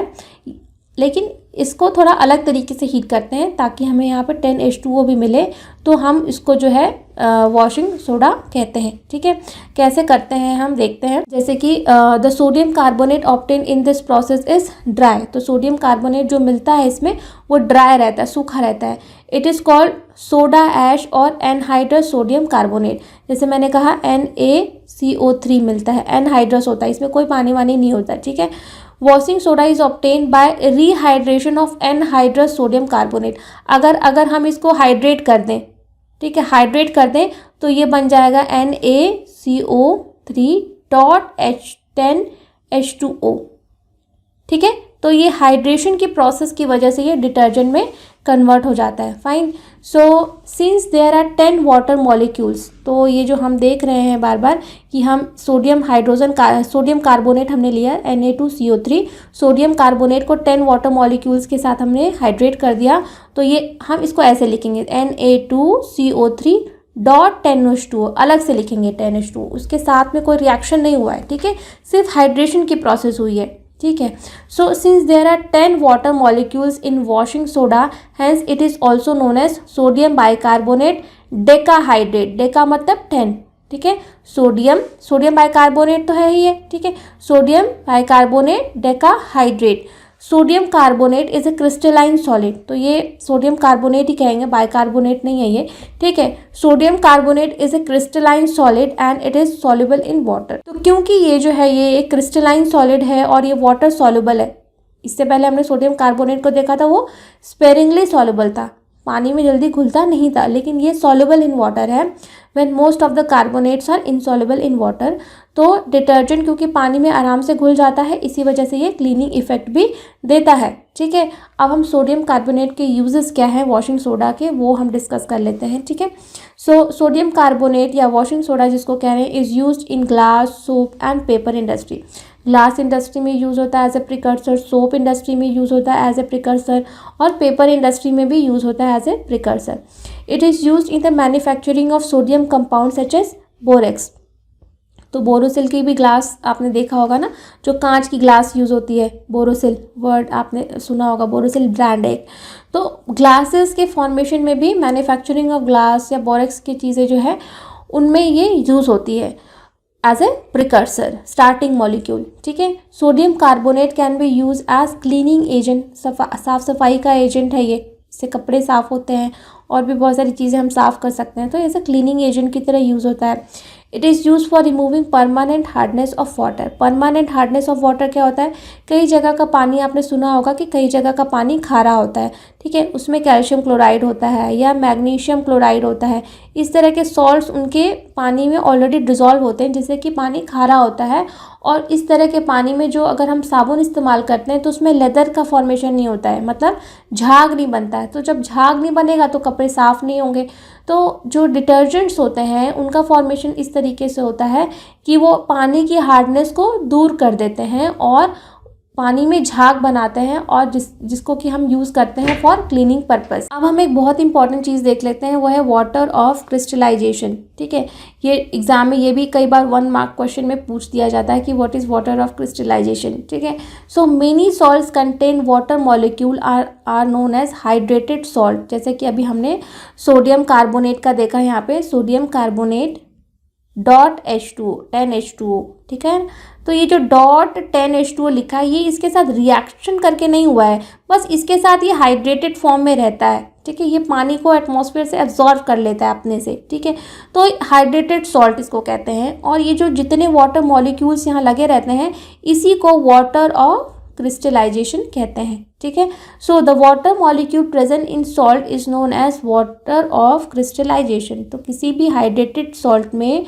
जो भी वाटर मॉलिक्यूल प्रेजेंट होता है, ठीक है, उन्हीं मॉलिक्यूल्स को हम वाटर ऑफ क्रिस्टलाइजेशन कहते हैं। ठीक है, जैसे आप एक और एग्जांपल देखिए कि जो हम कॉपर सल्फेट हमने देखा होगा आप सबने, कॉपर सल्फेट का बहुत प्यारा सा ब्लू कलर होता है। ठीक है, तो हम जनरली कॉपर सल्फेट के CuSO4 लिख देते हैं। ठीक है, लेकिन इसका पूरा फॉर्मूला .5H2O ये होता है। ठीक है। जो ये ब्लू कलर हम कॉपर सल्फेट का देखते हैं वो इसी 5 मॉलिक्यूल्स वाटर ऑफ क्रिस्टलाइजेशन की वजह से होता है। जैसे अगर आप एक एक्सपेरिमेंट करें और एक्सपेरिमेंट में क्या करें कि एक टेस्ट ट्यूब ले लें, ठीक है। टेस्ट ट्यूब में कॉपर सल्फेट ले लें और उसको हीट करें टेस्ट ट्यूब को, तो आप क्या देखेंगे कि जब हीट करेंगे तो जो कॉपर सल्फेट है इसके जो मॉलिक्यूल्स हैं ब्लू कलर के, वो हीट होने के बाद बिल्कुल ग्रे या वाइट कलर के हो जाएंगे, ठीक है। वाइट कलर के हो जाएंगे, वो अपना ब्लू कलर लूज़ कर देंगे, ठीक है। क्यों? क्योंकि जो वाटर इनके साथ अटैच था, जो हम CuSO4 डॉट 5H2O लिख रहे थे यहाँ पे, ये वाटर मॉलिक्यूल हीट करने से इवेपोरेट हो गया, ठीक है।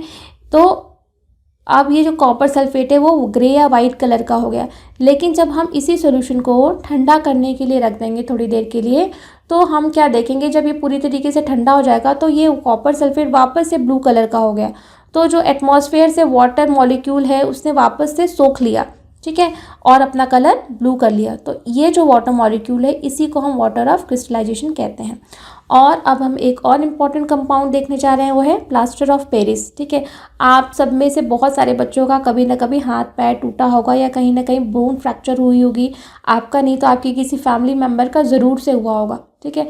तो जो प्लास्टर लगाते हैं ना आपके हाथ या पैर जहाँ भी फ्रैक्चर हो जाता है, उसी को हम प्लास्टर ऑफ पेरिस कहते हैं, ठीक है। तो प्लास्टर ऑफ पेरिस बनता कैसे है वो है, देखिए इसकी पूरी प्रोसीजर क्या है कि ऑन हीटिंग जिप्सम, ये जो होता है ये जिप्सम होता है, calcium sulphate dot 2H2O, calcium sulphate dot 2H2O, इसमें भी 2 वाटर मॉलिक्यूल है, वाटर ऑफ क्रिस्टलाइजेशन है। जिप्सम को जब हम हीट करते हैं तो ये जो वाटर है ये उड़ जाता है, इवेपोरेट हो जाएगा, ठीक है। तो ये पूरी तरीके से नहीं उड़ेगा और इसका आधा मॉलिक्यूल हमेशा इसके साथ रहेगा ही रहेगा, ठीक है। तो उस वक्त हम इसको प्लास्टर ऑफ पेरिस कहेंगे। तो प्लास्टर ऑफ पेरिस का फॉर्मूला ये है, अगर आपसे कोई पूछे प्लास्टर ऑफ पेरिस का फॉर्मूला लिखिए तो वो ये है, calcium sulphate dot half H2O it is plaster of Paris, और कैल्शियम सल्फेट डॉट 2H2O वो है जिप्सम, ठीक है। कंफ्यूज नहीं करना है। जिप्सम में 2 मॉलिक्यूल्स रहते हैं और प्लास्टर ऑफ पेरिस में हाफ मॉलिक्यूल रहता है।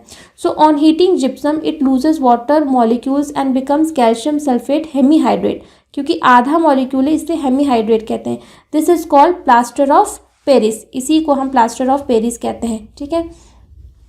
तो इसके यूजेस क्या हैं प्लास्टर ऑफ पेरिस के, कि it is used as plaster for supporting fractured bones in the right position. अगर कोई हड्डी टूट गई है तो उसको सेट करने के लिए इसको यूज़ किया जाता है, ठीक है। तो plaster of Paris is a white powder, plaster of Paris white colour का पाउडर होता है। ऑन मिक्सिंग विद वाटर, जैसे कि हम यहाँ पे CaSO4 डॉट हाफ H2O लिख रहे हैं, ठीक है। तो जब हम इसके अंदर और पानी ऐड कर देंगे और वाटर ऐड कर देंगे तो ये तो पाउडर के फॉर्म में रहता है। तो जब हम इसको और पानी में ऐड कर देंगे तो ये हमारा CaSO4 डॉट 2H2O जिप्सम बना लेगा, ठीक है।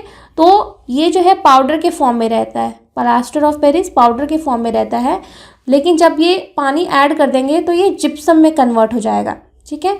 Is a white powder and on mixing with water it changes to gypsum, once again giving a hard solid mass. तो जो जिप्सम होता है वो ही हार्ड मास होता है, जो आपके प्लास्टर लग जाता है तो वो जिप्सम में कन्वर्ट हो गया होता है, ठीक है।